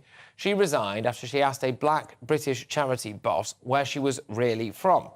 But when asked whether she'd now be allowed to return to work, she should be allowed to return to work, 42% of the public said she should, and just 24% said that she should not. Among the over 65s, even more of you want her to return. That's 62%. And that chimes in with an email that I have actually just had from the wonderful Sandra, who says, Patrick, my brain is scrambled by all of this woke nonsense. I'm in my 70s and I just don't get it. Sandra, you're not alone. I'm 30 and I don't get it either. But the figure goes down to just 21% of people who think that Lady Susan Hussey should be allowed back to work at Buckingham Palace when you look at the 18 to 24-year-olds. And that is a concern, isn't it? Because that's the group of people who are coming forward, aren't they? They will be the oldies soon enough. To discuss the findings of the poll, I'm joined by former royal butler, Grant Harrell. Grant, yeah, it's good to have you back on the show, my good man. Thank you very, very much.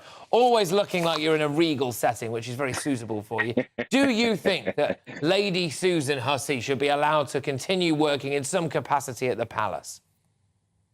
Hello, Patrick. Thanks for having me on. Absolutely. I mean, I think you and me have always agreed on this point that it was, with the greatest respect, it was slightly blown out of proportion. And I think this poll does go to show that's what a majority of people think. And interestingly, I have also spoke to friends from ethnic backgrounds, and they all agree as well. In fact, I have had nobody come up to me and say that it was wrong.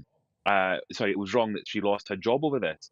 So I'm glad to see this as the findings. And yes, I think she should. I mean, this is a lady that was with the Queen for many, many, many decades. In fact, when I wrote to the Queen as a child, I think I mentioned to you, this was the lady that actually wrote back to me on behalf of the Queen. So I've known her for a long time. So I would like to see her in some shape or form go back to the palace. Yeah, and I think in light of the palace and the royal family taking a little bit of a beating in recent times. You've had Harry's book, you've had the ongoing scandal regarding him and Meghan, you've had this Ngozi Fulani saga, and the palace hasn't really gone on the front foot with any of this. They did the recollections may vary thing when the initial Harry and Meghan truth bombs with Oprah dropped. You had here Lady Susan Hussey being carted out immediately. We've not heard anything from the palace in relation to what Harry and Meghan have said or Harry has said in his book. Is this an opportunity for the palace to draw a line in the sand now and say, you know what, Lady Susan Hussey, you have your job back. We're not going to take any of this nonsense anymore. Well, see, I've got a theory, Patrick, because obviously Lady Susan Hussey met the lady again at the palace, I believe, a little while ago, and that would have been, I think that would have been planned by the palace and Lady Susan in order to show, to completely, kind of clean the slate, make this very clear to discuss it, obviously apologies, which was important as well, and kind of move forward. And I think the lady in question would also agree that I think she wanted to move forward from it because it's been making her life quite difficult, and obviously for Lady Susan. So I think what would be nice for everybody is that, as we all say, you learn from things. I still think it was all misunderstood, but we all learn from things. I think that's what's important, and moving forward. And as I said, I would like to see. I can't help but wonder, Grant, when I see vast swathes of society giving in to a lot of the woke brigade, giving in to a lot of these virtue signalling people, it's never enough. It's never enough. They always want to keep going and pushing and pushing and pushing. And I think unless the palace puts some kind of metaphorical wall up now, I worry for the future of the royal family as an institution, Grant. Yeah, I agree, Patrick. I think the palace obviously wants to do things the right way. I mean, you know, it's really important that they get it right, and there is no room for error. That's the reality. You know, when it's a different monarch now, things are very different, and they can't afford for mistakes, which is why I think they're being careful. But as you said, Patrick, they've kind of also kind of got to kind of, as you said, put the wall up, make it very clear this is what they're prepared to say, what they're prepared to do, and sometimes it's best to say something than not say something on occasions. Exactly, and stand up and have a look at public opinion as well, because I think when the likes of Marlene Headley rock up and start accusing people of stuff like that, it's interesting to know a bit more about who they are as well. Grant, thank you very much. Grant Harold there, who is, of course, former royal butler and an amazing chap. Look at him, resplendent. Now, we've got your views in the inbox here, GB News inbox. We love to see it, gbviews@gbnews.uk. And yes, it's about Lady Susan Hussey. And I think it's fitting to end the week with Lady Susan.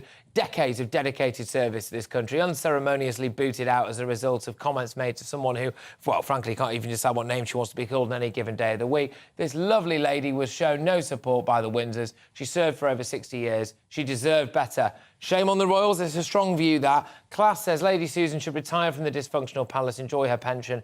Now, I'm not sure she actually would have got a pension, by the way, because I don't think she was actually necessarily paid for the jobs that she was doing. One more quick one. Michael says the poor old dear is in her 80s. She shouldn't be working anywhere. Yes, true. Maybe she should put her feet up. But I think that she should be given something ceremonial in her dotage to celebrate what a wonderful life she had, and maybe a little bit of an apology as well. Thank you very much, everybody who's been tuning in. Up next is Jubes & Co. with Michelle Dewberry, who's right here in the studio. What you got for us, Michelle? Hello, Patrick. Yeah, a little quiz for you. Do you know what this word means? And I get points if I pronounce this right. You ready? Parascavide catriophobia. I don't know, but I think I caught that once in Iron Apple. Well, we'll have a chat. There's a chemist for that and a lotion, I think, but we'll talk about that after this. God, are you going to tell me what it is? Well, no, you have to watch Jubes & Co if you want to know what it is. I think the answer there. But in addition to that word, the other things I want to talk to everyone about tonight is gas boilers, apparently phased out in the next decade in the race for net zero. Are you aboard this net zero bus? It's going to be quite a costly one. Do you think it's all worth it? Should the UK be leading that fight? Also, 24-hour anything and everything, an Uberlance, that's what a paramedic has called the ambulance usage at the moment. Apparently, we're taking the mick when it comes to using these things. So I'm pondering, do you reckon we should fine people that misuse the NHS? I want to talk about that. And also, very quickly, the Home Office tweet I saw that busted an Albanian working illegally on a building site. I want to talk about that. And yesterday, Patrick, one of my viewers, Carol, she said, Michelle, what does success mean? And I thought, Carol, what a great question. So I'm asking it tonight. Oh, fantastic. Well, people, you can ask it, but if people are watching, they'll be looking at it, won't they? They'll be looking at success, Michelle. No, you're heading off. You're leaving. Stop it, you. All right. Thank you very much. Yes. Right, Michelle Dewberry will be with you, of course. What a wonderful show that's going to be, by the way. Finding people who misuse the NHS. I think I'm in favour of that. I think I am, actually. Right, thank you very much, everyone who's been watching me over the course of the week. I've been Patrick Christys. I am actually off next week. I'm going away to enjoy my birthday, and just thought I'd let you know that, because it means you can send me all the well wishes and birthday cards and money and presents into the office right here at GB News. Thank you very much, everybody. I will see you whenever I get back off my holiday. Evening, I'm Alex Deakin, and this is your latest weather update from the Met Office. We'll start this weekend mild and wet, but we'll end it with the likelihood of frost and ice and the possibility of a bit of snow to boot. At the moment, low pressure systems and weather fronts are coming in from the southwest, bringing the wet weather and also the reasonably mild conditions. It's a bit chilly out there right now, but as the rain pushes in from the west, temperatures will actually rise through the night. But the rain could cause some further issues. There are flood warnings in place from the Environment Agency, and we have a Met Office yellow warning in place for that rain across Western England and Wales. As I said, temperatures actually rising through the night, so we start the weekend in the south in double digits. We also start with quite a bit of rain, and it'll be blustery as well. The wind's picking up through the night. A wet and windy Saturday morning for many. Turning brighter quite quickly in Northern Ireland, but more showers coming in here and into Western Scotland, where there'll be some snow on the hills. But brightening up for most of England and Wales during the day, so some afternoon sunshine. It'll also turn colder through the day, so temperature actually dropping through the afternoon and generally 5 to 7 Celsius for most. Temperature dropping further on Saturday night. The wind's whipping up across Northern Ireland. More rain to come here. So we have another Met Office yellow warning in place across Northern Ireland for Saturday night. The wind strengthening further north as well, and we'll see a bit more in the way of snow coming down to low levels across northern Scotland by Sunday morning. Overall, Sunday's a drier and a brighter day, certainly for much of eastern England. There will be showers further west, snow across the mountains of North Wales and a little bit in the hills across Northern Ireland too. But I say generally a lot drier and brighter for most on Sunday, but also colder. Temperatures struggling to get much of a 4 to 8 Celsius.